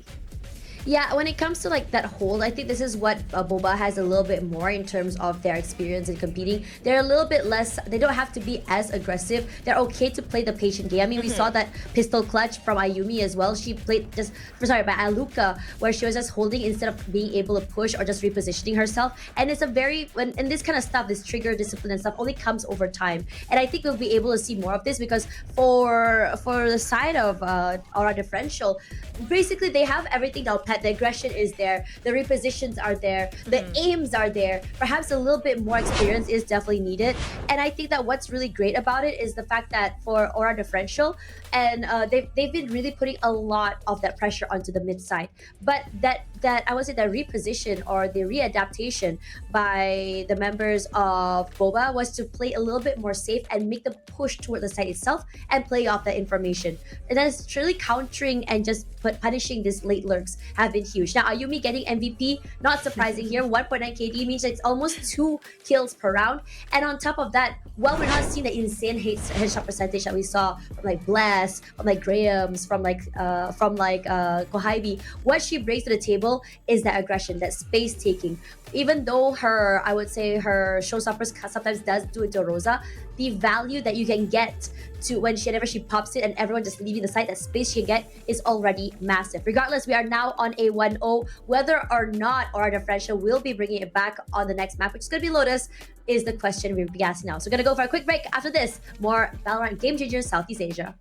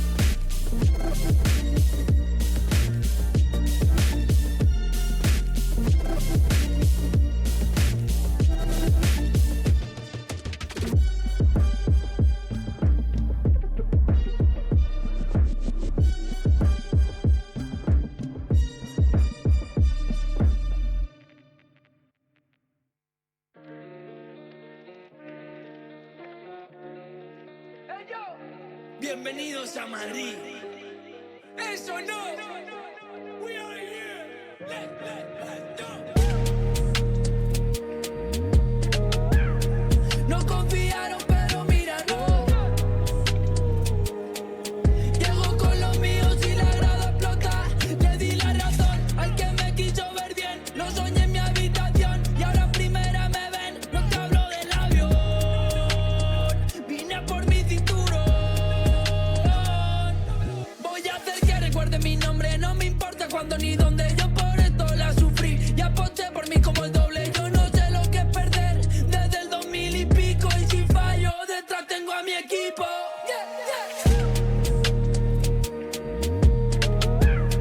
No confiaron, pero mira, no. Llego con los míos y la grada explota.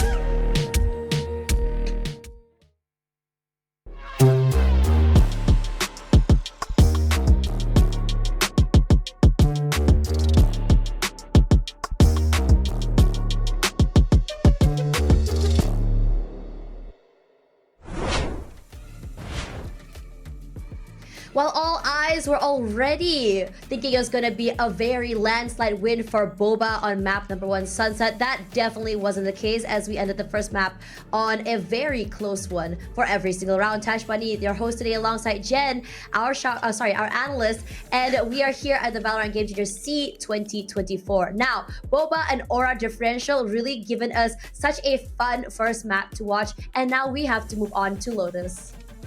Lotus is interesting because, as we mentioned in our pre-show, for BOBA, I didn't really see much of their comps except for, maybe they played twice. And it's just that, maybe we get that triple duelist with the Neon. I would love to see that. But it's just such a strong map for Aura too. And I feel like Aura is feeling pretty good about heading into this map. Yeah, given the fact that yesterday they were playing this map against Rima and going 13-0 on that map, perhaps this might be the momentum they need to move forward. Now, coming into that map yesterday, it was a very interesting one to say the least, because not only did they not drop a single round, the rounds were also very, very dominating, despite the fact that we had Bless, who is just so sharp with that particular map when it comes to those headshot percentages. Now, BOBA is something that we have a little bit of a question mark for this map, because the only times they played Lotus was twice, and once against Rima and the other against Stellar Nebula. And let's talk a little bit more about their matches against Rima for this one, because I think it's the second time they're going. It's the first time they went on this map. And Rima, I think it can be a benchmark, because Rima really gave Aura differential a run for their money yesterday on 2 maps.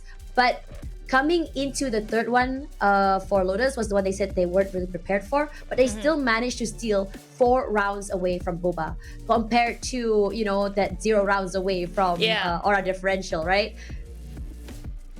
Yeah, but I don't really know how much effort BOBA was putting into that one. Especially because stakes are a lot more higher. I would say this time around. But yeah, definitely 13-4 by BOBA when they faced Rima, and that was with the single duelist comp with Raze.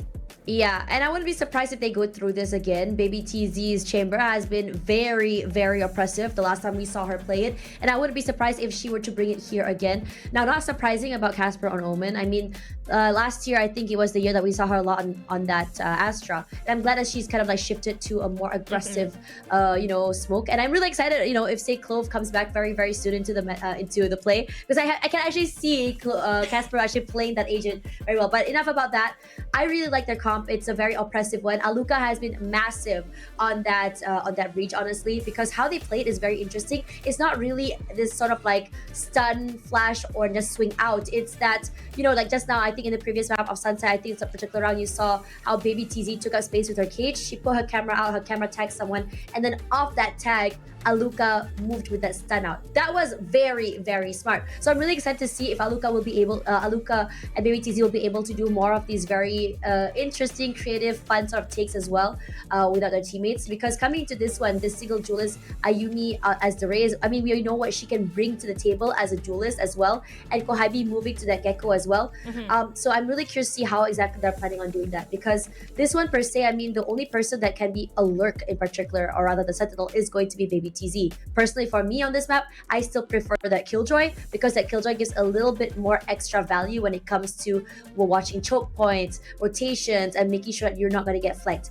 But for Baby TZ, what she can do is she can drop that trap or that trip all the way in the back and perhaps go forward, help her teammates, and then hold a longer, I would say, angle to watch those flanks, because Tour de Force and Headhunter is definitely something she can utilize.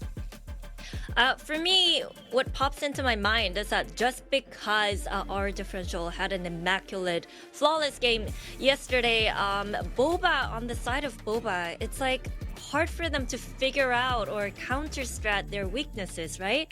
So adaptations will be super important. Do you feel like they're gonna have no problem kind of adapting and making those adjustments on the fly? Personally, for me, I think BOBA is going to take a few rounds to really understand. Yes, of course, there are VODs around to really show what Aura Differential can do on this map. They did play this quite a few times throughout this tournament.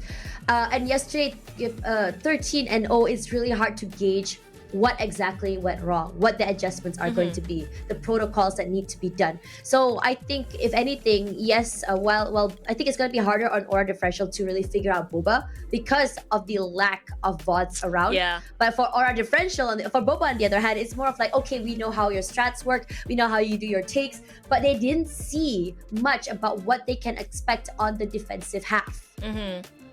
That's a very good point. But speaking of unknown and not having enough thoughts, let's go back to Clove.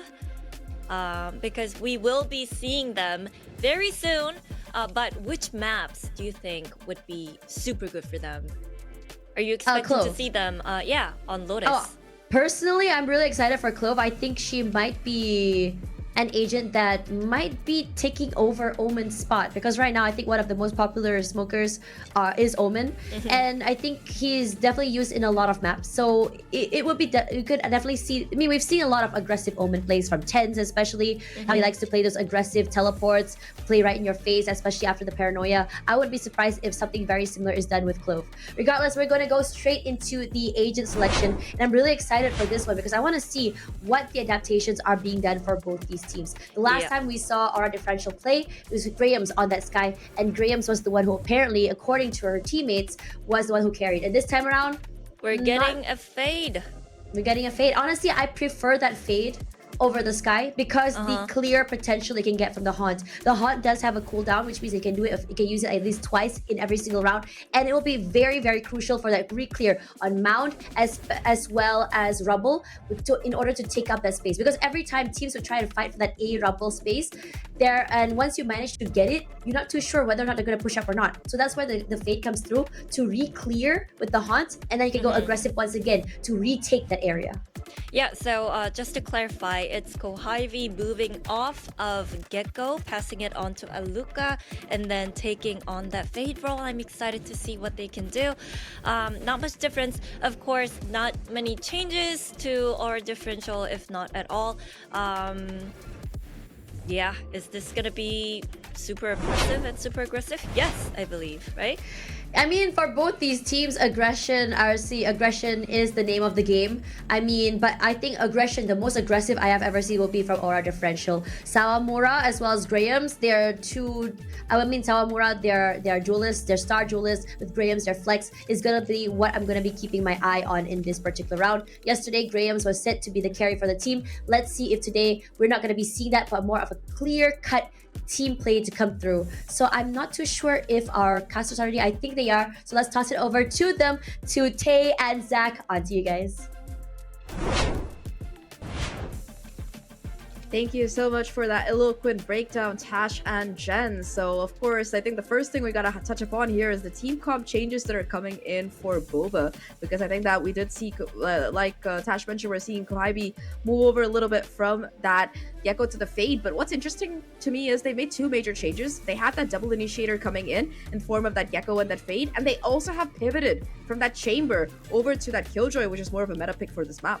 Yeah, definitely true. I mean, we've seen a lot of teams trying out the Chamber. Again, it's also a hit and miss, especially if your Chamber isn't popping off as well. But I do think shifting towards that double ini kind of scenario for the side of BOBA has been working out greatly as well, since we've seen the first map itself as well. So that says already a lot. But then again, you also have the double smoke from Aura Differential. You have to pass through the walls, or a Viper Orb coming in from Phi, and then you have an Omen smoking you off as well. So that's also a pick that I do like. Both picks I truly enjoy, honestly. I think that it's double controller versus It's about double the initiator, execution.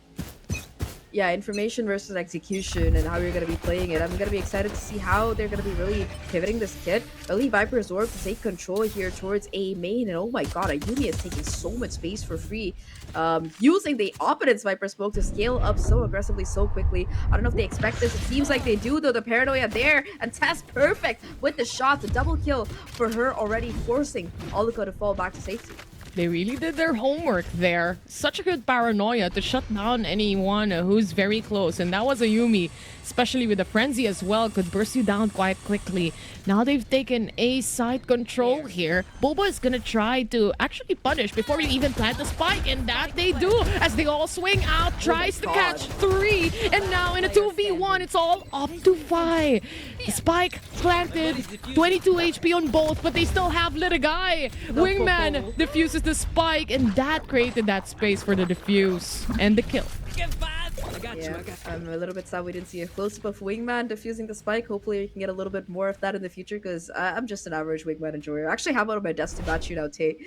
But that said, like you mentioned, really good, very fast retake attempt to come out. They know that they have an advantage while that spike is getting planted. They find safety in numbers, and yes, while I think that it does come down to a 1v2 at the end with both players low, just in terms of positioning, and despite being low, the lack of fear in Aluka to be able to take those fights is really going to set up BOBA for success. Halfway there to the top already. This could be a huge ult to have ready in that bonus round. And talking about this anti-eco here, that's a double outlaw that we're seeing from Baby TZ and Ayumi.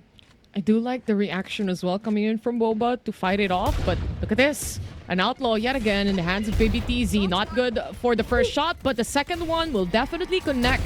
Aluka holding down the fort for the team. Successfully takes one down. They know that it's a tight corner onto B main. The spike has been dropped. Lots of utilities being thrown. A Prowler also confirms they're still there.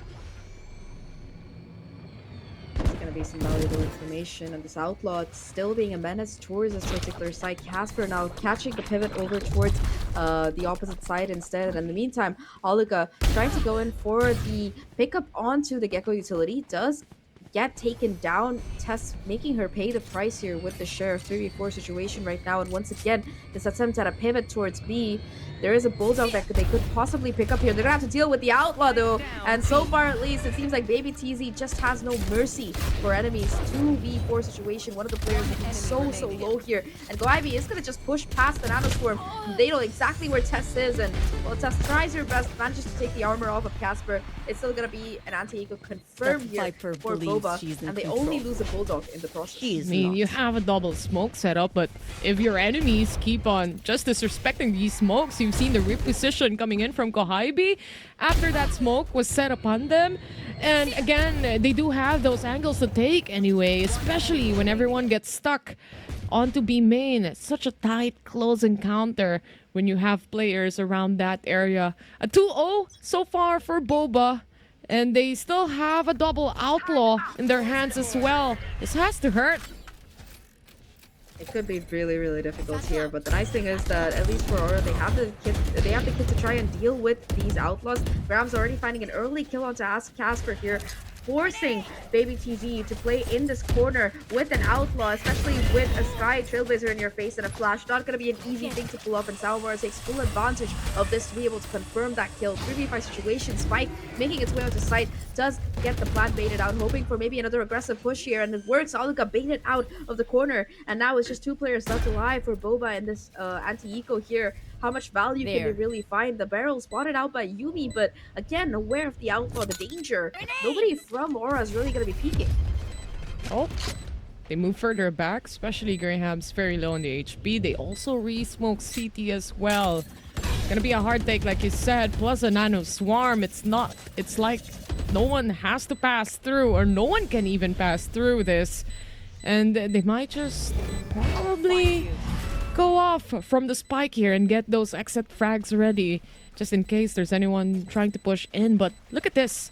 Just for Aura, it's more about making things clearer, make a flawless or a clean round for yourself, save up the Vandals as well to make sure you still have everyone or every assault rifle you could ever have for the next following round.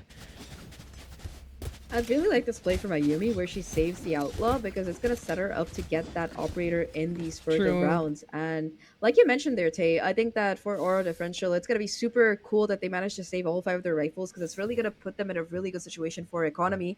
That said, though, full first buy versus buy round that we're really seeing here from both of these teams, ultimate-wise, Thrash is ready to go. A 3rd round Thrash available for Aluka here. And I think that this ultimate could be huge in that retake attempt. Assuming that Boba are even going to let that be a retake attempt, because look at this, 3 players trying to aggressively hold down a main here. Sawamura with that satchel will be able to push them back at least a little bit in conjunction with that Fade utility, but they still have to try and break apart this crossfire. No contention so far coming in from Boba here, but Ayumi already punished. That Aulo is going away already as the trash being pulled out. They're going to be stuck. Kohaibi gets one, but a good trade coming in from Grahams as well. Pi still electrified by that trash, but oh my god, Casper got the shot to Artes anyway. A 3v2 scenario with Grahams very low in HP. They still managed to plant the spike. Can they hold the post plant? That's the question here. No ultimates available in this retake. It's all going to be a question of timing. Baby TC pushing her way onto site. Actually getting the kill. Spam through the smoke as well. And Casper, the awareness will be enough to shut down Pi here. Really nice 2v4 retake. I think Casper being able to catch Test there, trying to flank, was huge, which immediately reduced the pressure of worrying about that flank. And they knew that the remaining 3 players were site. Very, very methodical retake. And again, you know, one thing I gotta highlight today is that Casper's paranoias have been on point. Like, every single time you can see the impact that they're having. That's what I was exactly gonna say. It's like you read my mind. From game number 1 up until here in game number 2, that paranoia has been impactful for the side of Boba, especially on those retake scenarios. Time and time again, she proves, like you said, Zach, she's one of the best Omen players out there, or maybe even a controller player out here. One-way smoke through C. Did a bit of a stop towards Aura, but they're still willing to push a little bit further. Casper repositions herself. They have that turret as well for a first contact. They're just waiting. Yeah, but again, there's just this Trailblazer, this Boombot, all of this available to try and play off. And I like that, like you mentioned, Casper's playing contact off the back of this turret. In the meantime, the main control has been completely taken here by Boba. So they know for a fact that most of these players are going to be around this B and C side for the most part. And if any of them try to rotate, they're going to be walking right into this flame coming out of Boba. You can see them clearing out B methodically as well. Timing on the door opening is perfect for a Yuumi to take down Sawamura with a clean headshot. That's going to be first blood going in favor of Boba here. And while the Seekers are invested to try and clear the space, they're not going to really get much out of it. It's like playing hide and seek when it comes to this map. The door opens, someone peeks, but I really do like the positioning here of Aluka and Ayumi. The duo, the combo that they possibly have. They open the door yet again, but it seems like it's going to be that beat take. A flash settling in, a mosh being placed upon them as well, canceling the entry towards the side. Plus, Aluka still holding down A-Link here as one player holding C-Link. This is gonna be Aura taking the side, planting the spike. A 3v2 scenario. Anything can happen here, Zach. You should indeed, but look at what Tess has. She does have that lockdown available for a dicey situation. It's going to be investing it, in fact, and the question is whether these defenders are going to respect it or not. Baby TC tries to get half the stick here, but Graham's off the back of that pressure coming in from that lockdown will be able to swing from heaven and get a double kill for herself. Really, really nice round coming out of Aura. I think Tess was the hero of that one. Being able to pick up that double kill was what really opened up that B side for business here, because Boba just had so much control before that. So I think it was a good adaptation to come out of Aura. Despite them losing control, despite them being put in a rough spot, they really didn't panic there, and they managed to come out on top. And not only that, they break the economy here for Boba. Players also aligning in front of Graham's, and she easily takes the double kill here for that post-plant setup. We do have a technical pause. I mean, is it really Southeast Asia without it, right? In any place, time, whatever it is. But nonetheless, 3-2 for the scoreline so far. And for now, Boba is going to be forced into an economy that's not too great for them as they hold on to the Sheriffs. But we've seen them pop off with the Sheriffs anyway. Ayumi has been clean on the shots that she have taken as well. So especially if you get a thrifty round against a team here who's on a full buy, that impacts a lot of the rounds that we are going to be looking at anyway. But nonetheless, Aura, when it comes to that economy, it's been looking great, it's been looking good. And, you know, like you've mentioned as well, the kills coming in from Tess and Graham's has been pivotal as well for winning those post-plant scenarios that we've seen. Yeah, I think that Tess yesterday as well, she was really, really impactful on the Killjoy on this map. And personally, I really like the way that she and Graham's like find so much value for the team, because Graham's in particular, it's not just that she's finding these headshots, which she is. It's also that she's really just being able to buff up her team so much in these rounds, playing that Sky. You could see like so many of these rounds, Sawamura or Staribud or even Fire or Tess would be like low because they took that fight, they took that contact, they got a kill or two, maybe they come back and boop, back to 100 HP and back in fighting shape. And I think that Boba, a lot of these rounds, they are at a little bit of a lower HP in the fights that they take in that retake attempt. And sometimes it works out because they have the numbers or they have the positioning, and sometimes it doesn't, just because of Aura having more HP and more resources to work with. That said, though, I think Boba, they're going to be happy to take that lockdown out of play, because it means there's no counter available for their own, which could come online in this round. And I think that there are some really great retake ults for Boba, in the form of that lockdown as well as that Nightfall coming out of the Fade, because I don't know if they're necessarily going to use them in this next round, seeing it's an eco, but I think that they both could be incredibly powerful either way in just clearing out the side, especially on Lotus, because that lockdown, it just forces you completely out of the side, and there's no counter really available to it from either of these players. I do think if the opportunity arises, Boba wouldn't think twice as well. I mean, again, getting thrifty rounds here is basically stealing money away from your opponents as well. So you have to do what you have to do, especially if the opportunity or the odds are definitely on your side as a team. So it really depends on what the situation or what will occur when it comes to this round, especially if they can get pickoffs coming in from this Sheriffs as well. So with that, Aura, this is their map pick anyway. Probably the most comfortable map that they're playing at as well. Like you mentioned a while ago, it was a 13-0 the last time we've seen them in this map.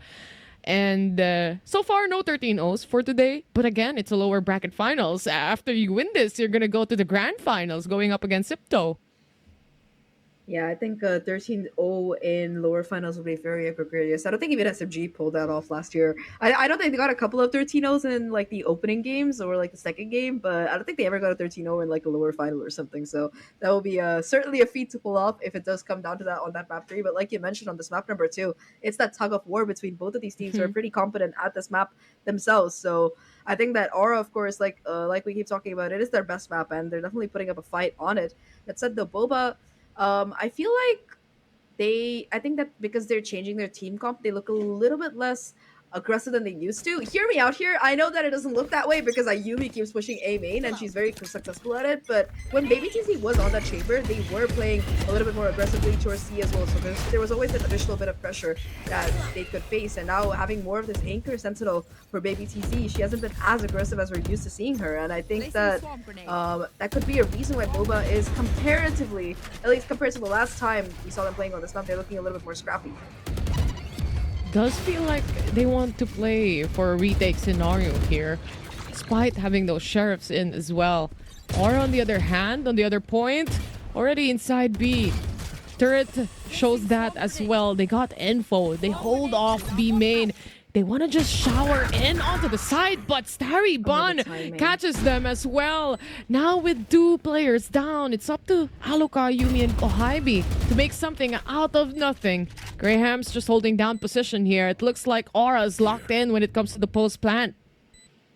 Yeah, they're not messing around at all. 5v3, like you said, and you can see how disciplined they are. Everyone watching one lane, not really wanting to give away these free fights. And it's this crossfire between Sawamura and Grahams that finds these first 2 kills. Ayumi now in a 1v5, sheriff in hand. Best call here seems to just be to go down to the spike, and that is what she is indeed trying to do here. Not even looking for these exits at this point. And once again, it's going to be a flawless round here, basically to come out of Aura, going to be able to save all 5 guns, which is really going to help their economy, because it was kind of on its last legs after the last round that they lost. But this time around, they're able to at least equate things here 3-3 and really build up their economy. And if they can win this next one, it's really going to start their momentum.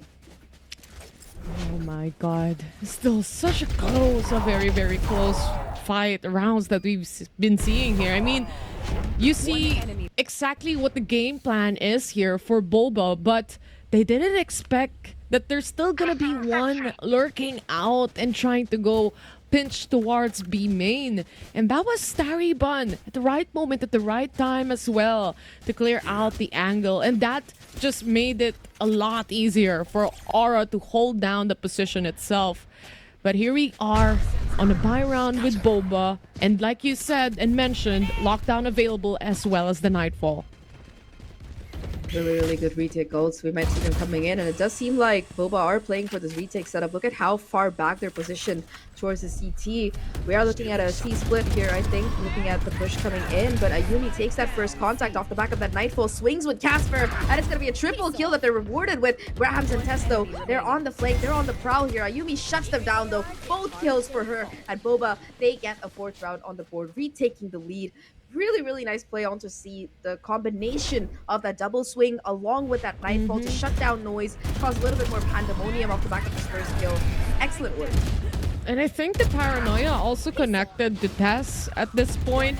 She was not able to peek at all to try and get a trade or make something happen out there, especially with the Nightfall being set upon them. But I do think that they know that this was gonna happen as well. Like, they've been saving up that utility since a while ago, but they also do still have that lockdown that wasn't used at all. Quick kills that we've been seeing from Boba's side, but again, back to the disciplined play, just holding positions down, making sure they know exactly where the players of Aura might be. Just information. When you have this double initiator, you can kind of afford to do that. This time around though, no real aggression on A main coming out of Boba, like we talked about, just them playing for this retake. Showstopper invested by Sawamura here to clear out the side. The Seeker is going to show there's nobody really hanging around towards Cave here, and that everybody else is quite far back. To Sawamura trying to push into CT with his ultimate, not really going to find anything for it, but has taken a lot of space out the side. So we're looking at a full 5-on-5 retake here. There is that lockdown available, immediately gonna be popped, and it's just one off of the Gecko ult as well for Aluka. So definitely a lot of bounty. All of these players gonna be pushed into tree here. And I like the discipline coming out of Boba, not really letting themselves get in a hasty position.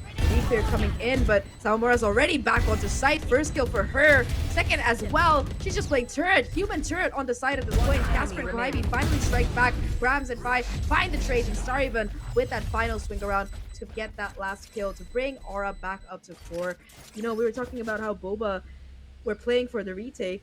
It seems like Aura expected that, and they were ready to swoop back in. Yeah, that's exactly what I said. They are probably expecting the barrage of utilities coming in their way. And Tree is such a clear position as well. They didn't re-smoke it.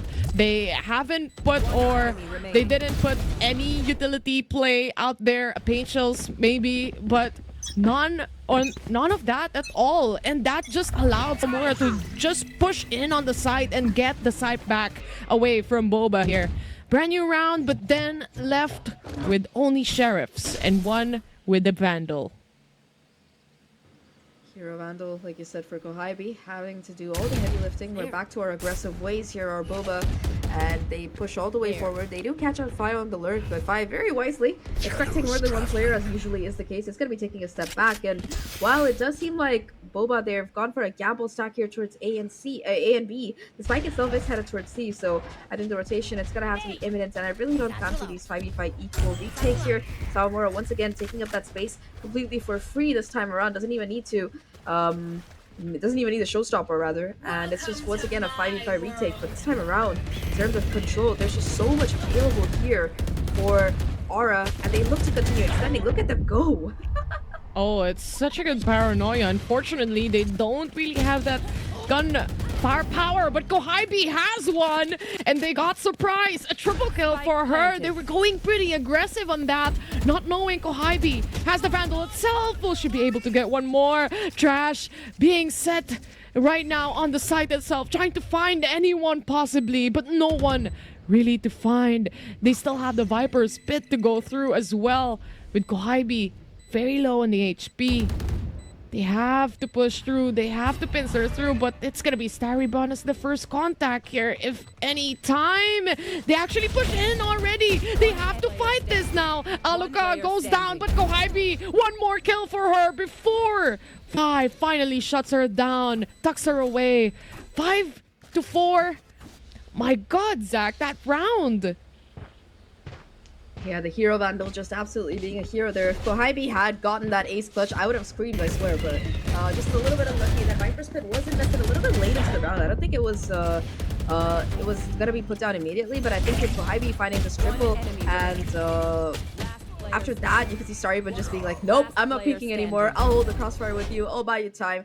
And Kohibi does her best, gets the 4K, but not able to find ace. And off the back of that loss, it's going to be the timeout coming out for Boba. They have a full buy kicking in. They have some ultimates charging up, including their showstopper that's ready to go for a Yui. And the one thing I would really like for them, like to see them doing rather, is to invest in that operator as soon as possible, because I feel like they're missing out on a lot of value that they usually find. Like, we saw how much baby TC or a Yumi could do on that previous map, so I'm hoping that we see a little bit more of it coming in. And the rounds are going by with our eyes right in front, sticking to the screen as well. And like you said, this is also the opportunity to really pull out that operator setup possibly. But it can also mean that Boba is really going for aggressive ways here as well. We haven't seen much of that. It's a push and pull of being disciplined on waiting on the site itself. And then there are times, or changing up the pacing, where they try to punish a main. And I think that's exactly what they're gonna do right now here as they try to set it up. Sees Pagel combo, not gonna catch anyone. Aura knows better. Remains to be seen here. Ayumi once again just completely disrespecting this poison orb. She does not care, wanting to go forward. Does have the showstopper, and you can see Aura just the default to come through here, not really wanting to overplay their hand, going for these fast heavy takes that we saw yesterday. It's more of them just trying to bait out utility from Boba, trying to bait out these players into pushing. And this time around, ooh, I don't think Graham saw Kohibi, but Kohibi did see Graham's. That's going to be a perfect kill. The headshot coming through, and I don't know if they're going to be extending even further. It looks like they are here. Beautiful Nightfall catches out Fi. Going to be blinded here by first that Prowler, and now a Dizzy to come through as well, as they desperately try to isolate the fight. The counter utility spam though is going to push them back, and they are going to be happy knowing that they've taken care of one of the biggest menaces in their way, Graham's. I think they expected that. The retaliation, the use of paranoia. eliminating that is already huge since Aura hasn't taken a side here. Now they go, or they have to go dry peaks, but then Casper is right around the corner, wrapping around. She gets one more through the wall, and now Fi to shut her down. Ayumi still available on that showstopper as well. This might be huge for the retake that they're about to do, as Fi and Starry already setting up for their post plans itself. Two satchels still available, but will they even need it? And now, as the showstopper goes out, Fi will also fall. I think Fi was trying to go for some trigger discipline there. Like, you didn't even see her Like, going nope. towards Ayumi, but Ayumi just goes for the 360 while you're in the satchel. A nice view of the C site and catches the final player in the face with the showstopper. Really, really nice retake. I agree with you there. I wasn't sure if the showstopper was necessary, but it's always a good morale boost when you hit one. So, There. really I good mean, work out a of both round of is them. a round, right? You want to Exactly. make sure you get the round itself. I We've mean, seen too many 1v3s. yeah, exactly. If Casper can get 2 kills out of lane here or out of elbow here, anything is possible at this point. They want to make sure, double down on that and make sure things are flawless, especially if they lose on that round again. They're not going to have much money. But Sawamura has a showstopper herself. Good flash on them. Beautiful. Haunt destroyed. No info at all. They move further back. Yeah, a really huge kill to know that Ayumi has been pushing this so far. They've been letting her do it, and this time around they completely surprise her in the face with a flash and are able to confirm that kill. Sawamura now equipped with a showstopper of her own here to try and push forward onto site. Gonna be popped immediately, in fact, and I'm not sure how much she's gonna really find with it, but she uses it to get that height, find that kill onto Casper just through the smoke, knowing that's exactly where she is. Graham's chiming in with one of her own here, and there's pressure towards B as well. Just being able to catch out Baby TC completely off guard and find that kill. It's gonna leave Kohabi in a 1v5. Spike Such planted. an expensive way to jump peak there, Capricious, but it works, it works. Still managed to pick up all the kills almost. It's just Kohabi setting up the trap here. She knows! She gets the No triple way. kill even! 1v2 right now. A bigger chance for the side of Boba to make this retake happen. She has no clue where the other players might be. They're waiting on her, actually. It's a double peak for them. They get the kill now. 6-5. Double down. Bring trouble.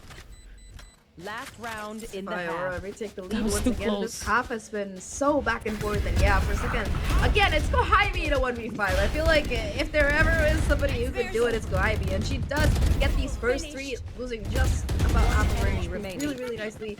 A nice attempt at her to reduce the economy, but at this point, I think that Orange just have a lot of money to work with for days. So this final round, I think we should be having a very good buy for them.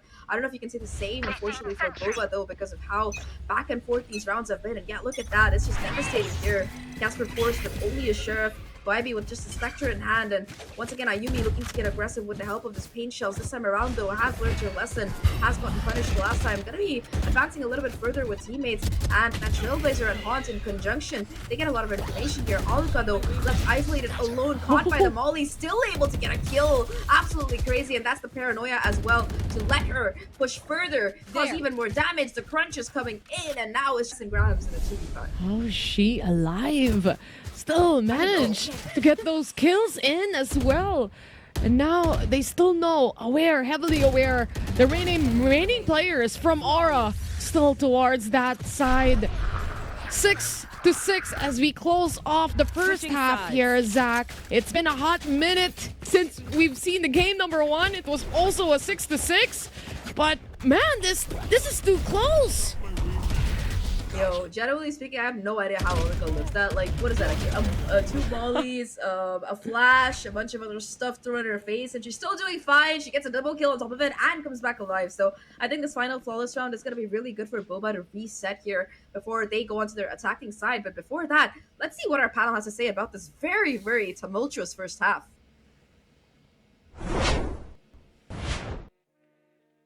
Very tumultuous indeed. Another 6-6 half here on the second map between BOBA as well as Aura Differential. Now, in this particular map, I am definitely so excited to watch this because both teams, not only are they very aggressive, but both have very, very different styles of play. Now, I don't think this aggression will be stopping from the side of Aura Differential. Sawamura has been massive with that first picks. It's just so huge how she's able to just go in for the early picks, push up forward, and once she heats up, she not only buys up space, but also so much time and picks off the members of BOBA. But on the other side, when you look at the members of BOBA, they are definitely a team that has a lot of mechanics, very surgical. They're very surgical with how they use their utility, how they push up together for those retakes, and each player has been going massive. Kohaibi especially with beautiful sprays. Yeah, especially towards the end, Kohaibi definitely. But when it comes to attack for BOBA, though, they don't have the Viper. So one thing I'm worried about will be their rubble control. It would be very difficult for them to get control of the rubbles without the Viper. So, you know, they need to keep in mind that their attack might be a little bit predictable. So I guess making those unpredictable plays will be very crucial for BOBA if they do want to close this out 2-0. That's right. So let's see whether or not it is going to be a 2-0 or are we going to go to a 2-1 and maybe a last map pick. So going to toss it over to the casters, Tay and Zach. Give me some hype. Hype. I don't know if that's enough hype here for you, Tash, but we're bringing it here. Second half, and BOBA, they have the chance to end things here, take matters into their own hands, and close it out 2-0. I think Aura, though, they have definitely put up quite a fight here. I mean, it's the underdog versus Goliath, and Aura definitely proving that they're more than just that underdog in the story here. It's me, Zach, joined once again by the wonderful Terror, and we are here to walk you through the action in the second half of Lotus. All right. This is the most important pistol round, especially for Aura. It's a do or die match here that we have in the lower bracket, right? And they must or they have to win it if they want to stay much closer for the time being with BOBA. But then again, they do have that double control agent, so maybe we could see more of that, especially here on the defense as well. Oh, good kill towards the Yumi there. Pai still answering back here, but then again, 3 players from the side of BOBA goes down.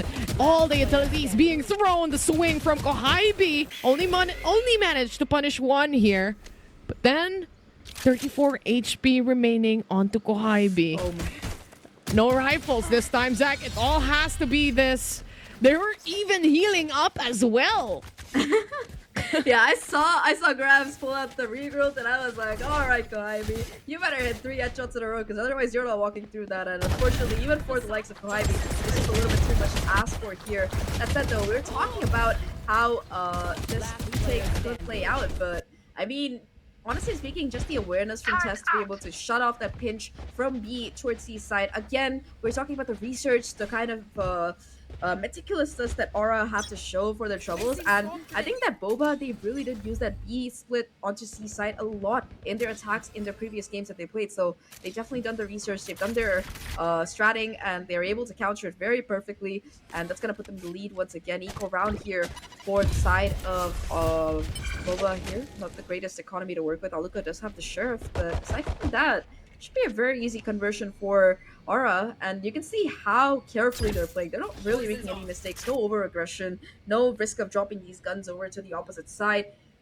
Very, very disciplined. A little bit of showing, and immediately you see 1 snake bite being used up, some utilities destroyed, especially for Tess. 1 Nano Swarm popped as well. They're trying to find value out of this round. Sawamura, upper hand position here as he sees Kohaibi a little bit, but they just baiting out some of the players here of Aura. So far, no kills yet, but this might be the first one if Grahams sees some of the players. But thanks to that wall, they don't. From 5, by the way. Yeah, little bit sus there, but all good. 5-on-5 retake, better weaponry, like you said. Is he gonna connect onto this player in the corner, and they're gonna be advancing in full scale onto Star even here. Still though with the weapon switch as well as some teammates, they're able to find these crucial kills. Oh my god, the classic doesn't quite connect. A rare whiff from Ayumi, and Fai is able to take full advantage of it. This time around, the Guaibi at a 1v3 once again does have a gun to work with here. The Stinger though not the best weapon necessarily for those confrontations, and Sawamura takes care of her to find another defuse. 8-6 right now for Boba, and I think that while most teams tend to look a little bit more favored on the attacking side, I really like Aura's defense because it is so disciplined, it is so meticulous in the way that the team really is able to come in and support each other in these pivotal moments, and they're just so good at trades. It's what really annoys me about a lot of teams, that they don't trade well, and because of that they lose out on the advantages they get. I think that Aura doesn't have that problem. Yeah, at least on Lotus. they definitely don't. Even on game number 1, I find that the trades that they're doing, especially helping out their other half, other teammates as well, has been impactful for a lot of rounds. A little bit of an info, especially with that hunt, but only finds one, which is actually just one towards A site here. The rest stack on B and C. If Baby TZ plans to go for a dry peek here, she might be able to catch one. A lot of damage towards that actually for a wall bang itself. They tried to reposition themselves towards B instead. They know there's still one more on C, and that's a Viper. They don't want to push out a Viper orb here, but they might go for a rehit instead, not letting them know their next move here, Zach. Might be a good idea as well, especially since you only really have this Viper to try and anchor down the site. There is a Nano Swarm though to try and deny the front, so a little bit of advanced planning could come in clutch here. Fly though, looking to fall back. This Thrash really putting in the pressure here, and I think it can possibly be picked up and used against Boba. They take control of the site. Wingman now on his way to plant the spike. Might be broken down though, thanks to that Nano Swarm. So it's gonna have to be retrieved, and it's gonna give the side of Aura a little bit more time to try and make this retake work out. Casper will be able to retrieve the spike. Finally gets it down onto site. Dizzy not gonna really catch anything apart from this one player towards CT, and now with 2 Bulldogs and a classic. How do you make a 3v4 retake work? That is the question. Let's see. It all starts with a kill, right? Especially with the whip. Ayumi doesn't hit the shots, but still an opportunity arises for the side of Boba. They want to go for the trade-offs. Ayumi throws in the paint shells, making Graham's a little bit stuck further along. Again, with the classic, not much you can do here. Round for Boba. We close things off to a 7-8. Yeah, I mean, it was a bonus for Aura, so at least they were able to find a couple of kills, kind of denying the flawless here. But especially 5 being shut down, the Killjoy really helped in regards of forcing the hand of Boba to go into the C side, even if they weren't already considering it. That said, the Boba, they're able to carry these 3 weapons forward. They did invest the Thrash in that previous round. It's not really something you want to be using, but because of how fast that Gecko ult charges, it's not like necessarily the biggest sacrifice. I do think that Aura, they've been a little bit more passive around this A side, and they're kind of looking to change it off the back of this one way. They're not getting super aggressive though. They know. Oh, never mind. Sorry, but TP's over, and Goibi spots it. That's gonna be some huge information. And already look at Goibi's position. She's so far ahead here. Takes down one. Grab's there for the trade though, and trade after trade coming in. Aura coming out on top, 3v2. Took them long enough to peek that as well. Starry Bun, basically the paranoia dissipated already, and she was still able to pick up 1 kill from that positioning where honestly she was already done dead if that was the case. 3v2 now.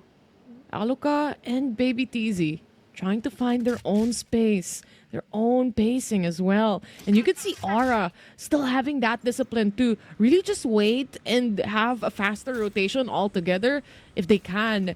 Especially they still have a turret set upon here, right in front of Aluka as well.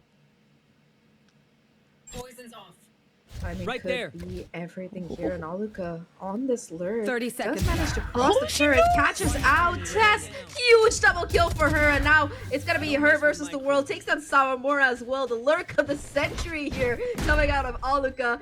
You know, that 2v3, it looked pretty done, but I think because Aura, they were playing off that turret, trying to stay together. Aluka just found the perfect gap in that defense takes care of it. Like, the timing could not have been better. And while I like this initiative out of Aura, I think that 30 seconds left. especially Sawamura when she fell back, I feel like they could have like been a little bit more proactive in terms of playing onto sites or just sticking together as three, because I don't know, how do you leave a hole that big in your defense just that somebody just walks in and kills all three of you? How? They So got good trapped call, by though. their own trap here, Zach. That's what happened. But look at this trap set upon by BOBA. Instead, they managed to pick up 2 kills. 2-2 is what we've seen when it comes to the trades, like we've said. They're prepared, they're ready. From the shadows available if they do want to reposition. Baby TZ on the other hand, she's playing outwards. It seems like the 2 players from Aura will peek. They do, and they get, or she my. gets the 2 kills in. This opens up C for them to take a clear plan for the time being. But we do know Baby TZ is very low on the HP. Spike planted. Yeah, no Sky available for Boba at all to heal up, so Baby TZ stuck on 21 HP for the duration of this round, unless of course she dies, in which case she will be down to 0. My very intelligent observation aside, it's a 3v1. Starybun does have a Mantle in hand, but just the positionings out of Boba, they are so good in their post plant when they have a time to set up, and Aluka just cleans it up here. 9 for Boba now. They really retook the lead here. It was an eco there for Aura, but this is a huge swing round because I think whoever wins this will have crucial momentum for the rest of the game. And Aura, they have the tools with which to try and close it out. A lot of major ultimates online for them, especially that Showstoppers, which is what I have my eyes on. This could be a massive round if they can win it. This round is done, but my thoughts on that round where Aluka played around the turret is not yet done. It's still in my mind. And I think for the players of Aura, it will be as well. But it's still a very close fight. Aura still has a very big chance here against Boba, especially they're on a series point right now. Casper trying to find space. They keep doing this. They just play for the push and pull. They want to know where people are going to be right in front, up close and personal. They go. Baby TZ and Ayumi to get the kill. And now with a showstopper out, not going to hit anyone. But this allows Ayumi to at least give the info. It's going to be on the left side. Available ultimates. There's going to be a Nightfall prepared for them as well. Yeah, I think the call here is just to save in a 2v4 unless you find something very quickly. Now, Tessa, if she gets a kill, she will have that lockdown available. So I think that might be the priority here. Nice flick by Fi to take out Ayumi. 3v2 situation. The Nightfall gonna tag up both of these players, gets the information that everyone is here, and off the back of that, it's gonna be a little bit of a fallback from this team to play contact with each other. Kawaii watching towards CT, Baby TZ watching this waterfall angle here. Thrash coming out from Aluka as well, looking to really do the damage. Actually gonna detain a player as well. No? Yeah, just helpless, and no, they're not following. They're like so dumb. Yeah. They're like, yeah, we got the round, we have our weaponry, and we managed to. If you can keep your guns, good for you. But overall, it's just gonna be one player on the hunt. I think Aluka looking a little bit hungry here, but aside from that, they will be able to save. Well, at least they were able to save up the 2 Vandals that they have currently here for Aura. Again, there's just too much to account for, especially you throw in a showstopper, you throw in a Nightfall afterwards as well, with just the perfect timing, just to make sure no one else can come into the site. There was just a lot of space created for Boba to make an entry in a post plant happen, thanks to these all, like, ultimates that they currently had.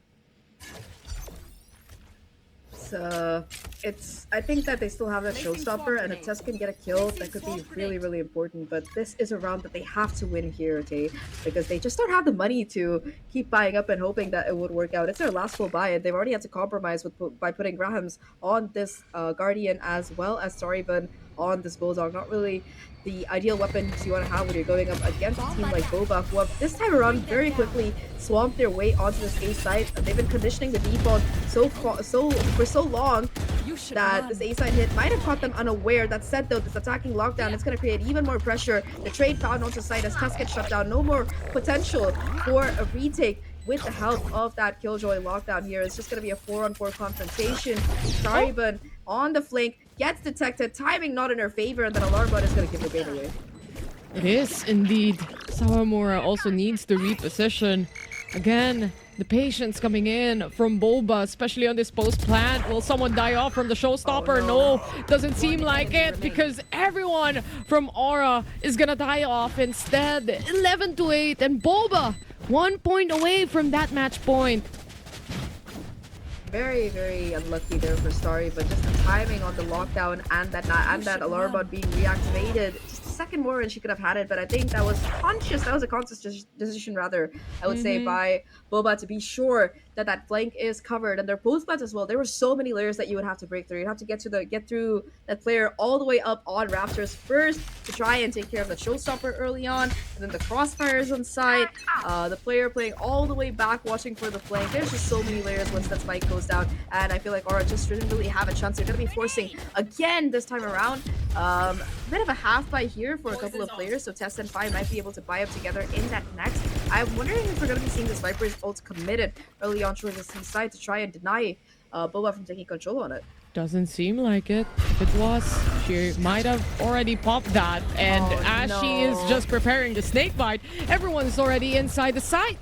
Kohibi, Ayumi trying to punish players left and right here. BOBA eliminating everyone they could see right now. They know they had the upper advantage when it comes to the guns. And now left to Tess with her Sheriff. Not gonna use that lockdown any longer for sure. But it's just about finding anyone she can get a kill from here. It's not gonna happen as BOBA secures match point. Match and series point here. One more round for their rematch in that grand final against Zipto. And I think Aura differential, they had a really good start, but they've kind of been struggling in their defensive side just because of the explosiveness that BOBA really brings to these executes. They looked a little bit shaky in those first couple of rounds, but since they got a full buy-in, it's been 6 rounds in a row here, and they show no signs of stopping. This is the round that Aura have every chance to win, though, because of the ultimates that they have into play. Both that Viper split and that lockdown could be crucial here, and Aura, despite the losses so far, still looking to go aggressive, go toe-to-toe, head-to-head here. Beautiful hot from Kohibi, along with the flashes, along with the utility. They want to end it here and now, and as a triple kill to start things off with on their approach onto this A side. 2v5, Tay.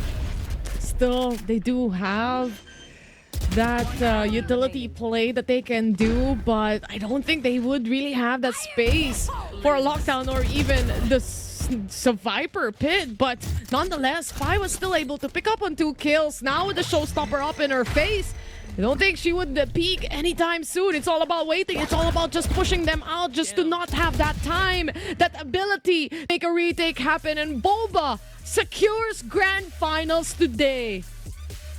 Yeah, smile on Kohibi, a little sip of BOBA. Yeah, gotta celebrate your win with style, and what a win it was too. 2-0, very, very clean win for them, but it wasn't the easiest win at all. Like, huge shout out to Aura Differential for putting up a fight every step of the way. And on both of these maps, like, if somebody had told me that a new team with players that you've barely heard of will be sweeping in and going toe-to-toe with arguably the best players of their countries, I would have been like, yeah, you're beaming. But no, Aura Differential really showing that they're a team not just good in terms of fundamentals, but also really good in terms of improving on the fly mid-tournament. And I think that we have a lot to see from them during stage 2 and during the rest of the year. But for now, at least, BOBA, well-earned victory for them. Enjoy your boba tea, ladies, because you've deserved it.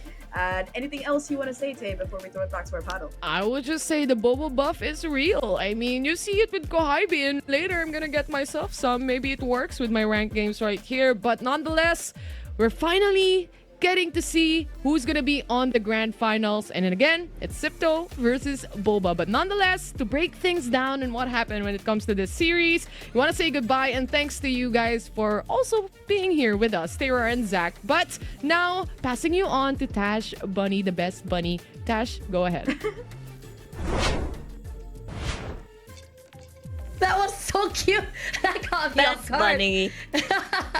Anyways, thank you so much to Tay and Zach for that incredible class. So now coming back here, I love to see that game just now. Again, to what Zach and Tay had said, that we would not have expected this to come toe-to-toe. I mean, we talked about in the pre-show, Jen, about how we thought that, you know, map number 1, especially on Sunset, would be heavily leaning in the favor of BOBA, and that did not happen, only toward the second half. And I think for BOBA, one of the things that we did notice is that when they have one half, that's their best half, is going to be done to perfection. But for the other half, the other teams can take their time to really, I would say, to really learn how to just outplay them. And in this situation, it feels like Aura had done exactly that. Now in this 8-13, I think that it's a lot more definitely something to be proud of, especially in the first half. The fact that Aura was doing very well, especially on the attack side, but on the defense side, it looks like on the well, I'm getting confused. On the defense side, sorry, on the defense side,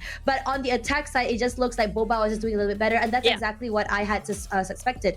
Now, I think that in this situation, in this particular map, what's happening right now is the fact that both teams are just outplaying each other and having a good read. It's very explosive from the side of Aura Differential. We see it from Sawamura, we see it from Graham, and we're seeing this very explosive takes. But after a while, on the attack side for Aura Differential, we start to see this change or this readaptation by Boba by saying, that's fine, let's just pull away, go all the way back, and go for these 5v5 retakes. At first, it didn't really work out. We saw that protocol set out there, especially the good calls from Starryban to come through, how they're already saying, okay, they're going to do for a 5v5 retake. They already have this ult. This is what we're going to do. And that's exactly what they did. But then you see that readjustment from Boba as well, when we start to see Baby TZ maybe push out main, get a pick, and then they would try to go for that back off and then go for that re-hit once again. It's all about that mental play coming through, and it's all about that trigger discipline to come as well. The only explosive person in Boba is Ayumi, and the rest is all just playing for holds and playing for trades. But you know what? I would have to kind of disagree with that, because if it wasn't for Aluka's triple kill, this might have been a different story. Because you know that round 16 where she got that 3 kills on that Gecko? That was the only and huge opportunity for Aura to put a stop to Boba's momentum. But that didn't quite happen because of Aluka, you know, making those unpredictable plays, selling fakes, rotating over to B around that alarm bot. And you know, it was just a massive swing round from Boba, because you know she was able to fill up that ult point, get that thresh online, and then it just kind of snowballed from there. Yeah, absolutely. I think that when you look at that particular round, I think it's also really good because you don't really expect a Gecko on the lurk, and that's exactly what happened. I mean, when you think about lurks, you're gonna think about maybe TZ, perhaps, right? But or maybe even Casper, but that didn't happen. I think that's exactly what happened there. Is just that I would say readaptation, or the idea that each player is able to play very independently. They don't need to be called or even told what to do every single time. Now, coming into this heat map here, I can see that a lot of the fights are happening toward on the bend area, on the mound area, on the rubble area. And that's exactly what I was suspecting was going to be happening. And we're not seeing a lot that fights happen more toward that rubble area because of that re-clear potential that came through from Kohaibi's utility, whether it be the Prowler, rather it be the Haunt. And in a lot of situations, the Haunt, even though it does get destroyed so very early, it does still give enough information. And I think the readaptations and the I would say the repositioning of each player has really allowed for them to really play very, very safe. And remember how I said yesterday that in this for the team of Aura Differential is all about that very aggressive hero plays to come through. I think today it was really shut down by Boba very well, because they're so quick to find out where Graham was going to be. They're so quick to really check on their flanks. I mean, Starryban tried to make that happen, right? We saw on a particular round where Starryban was able to go for that lurk, but then Baby TZ moved back to just reset her alarm bot, and then suddenly she got caught out. So I think that this awareness to come through that these lurks are going to be happening, whether it be from Graham or even Starryban, has really saved them from being backstabbed or just getting dwindled in terms of numbers.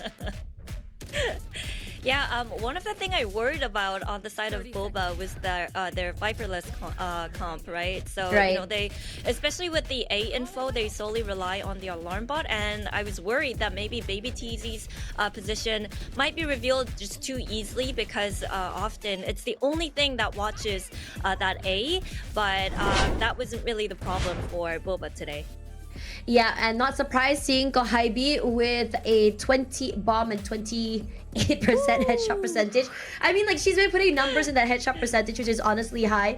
And it's about 2.4, about like 2.5 kills per round as well, which means that her multi-frags have been massive. I think in a lot of situations, we see Kohaibi just really coming back either for those trades, and her spray downs have been massive. She managed to get a 3-pick or a 2-pick in these chokes. And I think I saw that as well on Sunset, where she's able to just really put in that pressure, whether it it be on the broken door from A Link, or whether it be from top B. And she's been doing a lot of work in these situations as well. Her rates have been immaculate, and I think at this point, her experience at the IGL going further has just really set her up for today's success. So big props to her coming today as well. And I have to say that despite the fact that Boba did come up on top, I am incredibly proud and happy to see this show up from a very, very new team, Yeah, or a of course. differential. Yeah, going toe to toe with a team of veterans, being able to just really outread and counter each play very well, which I think some rounds it felt like Boba was genuinely stumped at what to do. So I'm really excited to see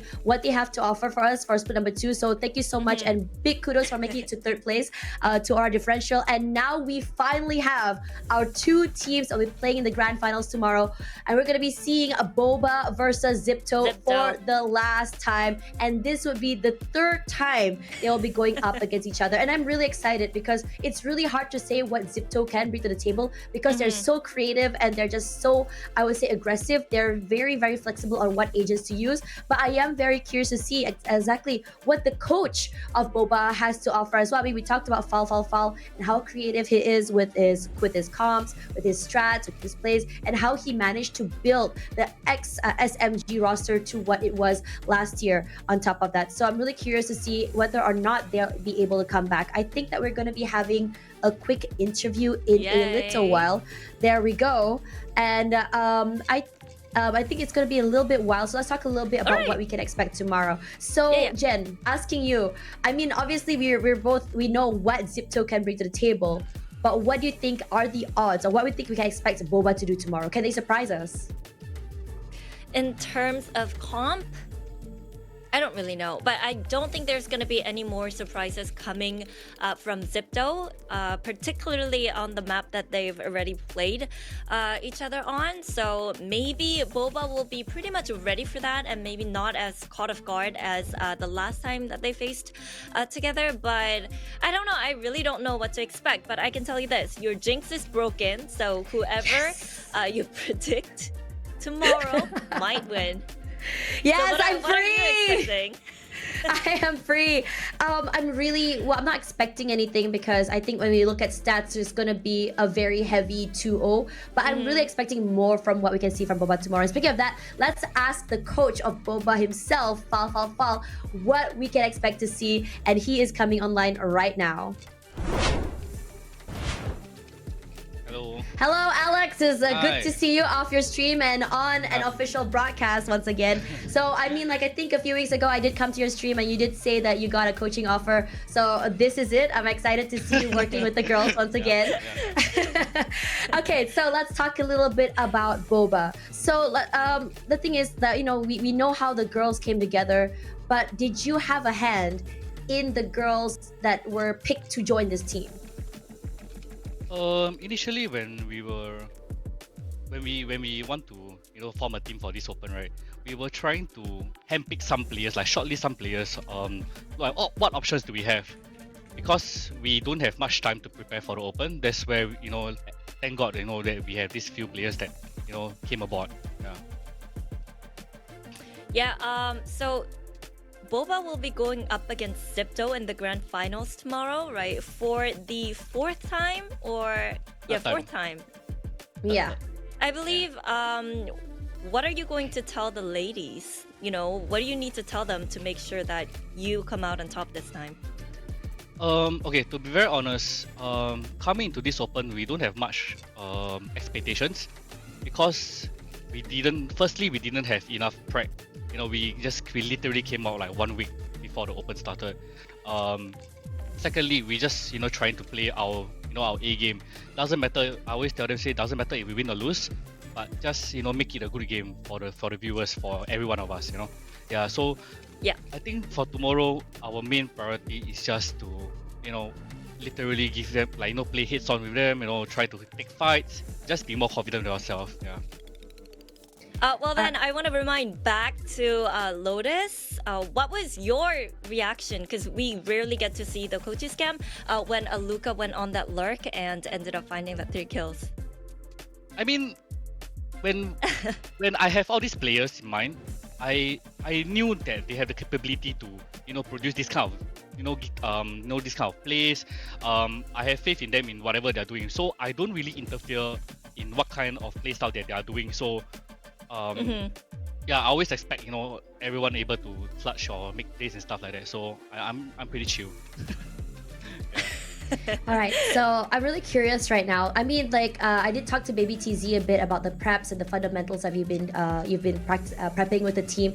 Now, I know that one of the biggest barriers for you right now is the amount of time you've had together with the team, right? 1 week together, barely any time to prep for this week as well. So obviously you guys are more, I think, prepared or just looking forward more towards split number 2 now. I mean, with no expectations tomorrow, of course. Now coming into tomorrow, I mean, we already talked about expectations of tomorrow, but what do you think your team needs to overcome to be the best in Southeast Asia and overcome the rest of the rosters?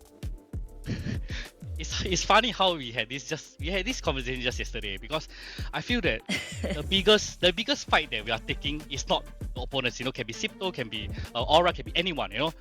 But the most important is we have to fight ourselves. It becomes like it's a 5v5 game, but it becomes like a 5v10 game. Because we are starting to dub ourselves. This kind of stuff. So I feel that the thing that we need to really do is just to overcome ourselves in general. And to have just the trust and faith into the team, into whatever we are in the process, whatever we train and stuff like that. Yeah. Wow, I mean, that's a very, very good words of wisdom, and very different from Fal, who's usually out here trolling. So thank you so much for that. Good luck tomorrow. I'm really excited. Really excited, for your troll comps, your troll picks, or even, and hopefully you and the girls can have fun and really enjoy split number 1. Thank you so much. See you guys tomorrow. Thank you. Yeah, see you tomorrow. All right, there we have it. Our coach Fal. Definitely a very different individual now compared to last year, and I'm really excited for this growth. I'm really excited to see what more we can expect from the girls. I think this is definitely a tournament, a match that is going to be talked about a lot. I think even though it's the 4th time they're coming head to head, I really want to see more from Zipto. Definitely want more from Boba as well. But for Jen, what do you want to see tomorrow? Anything weird? Anything fun? 5 game night. 5 game night. 5 game day. Wow, you have a lot of expectations. There you go. I mean, I don't blame you. That will be the best. I would love to see a 5 mapper. I would love to see the girls, go toe to toe. And speaking about toe to toes, let's look at the brackets, the updated brackets of our journey from the beginning till the end for this particular week. What do you think, Jen? Hello? Oh, she's back. Okay, Jen, what do you think? Oh yeah, I'm good. What do I think? Yes, of the brackets so far.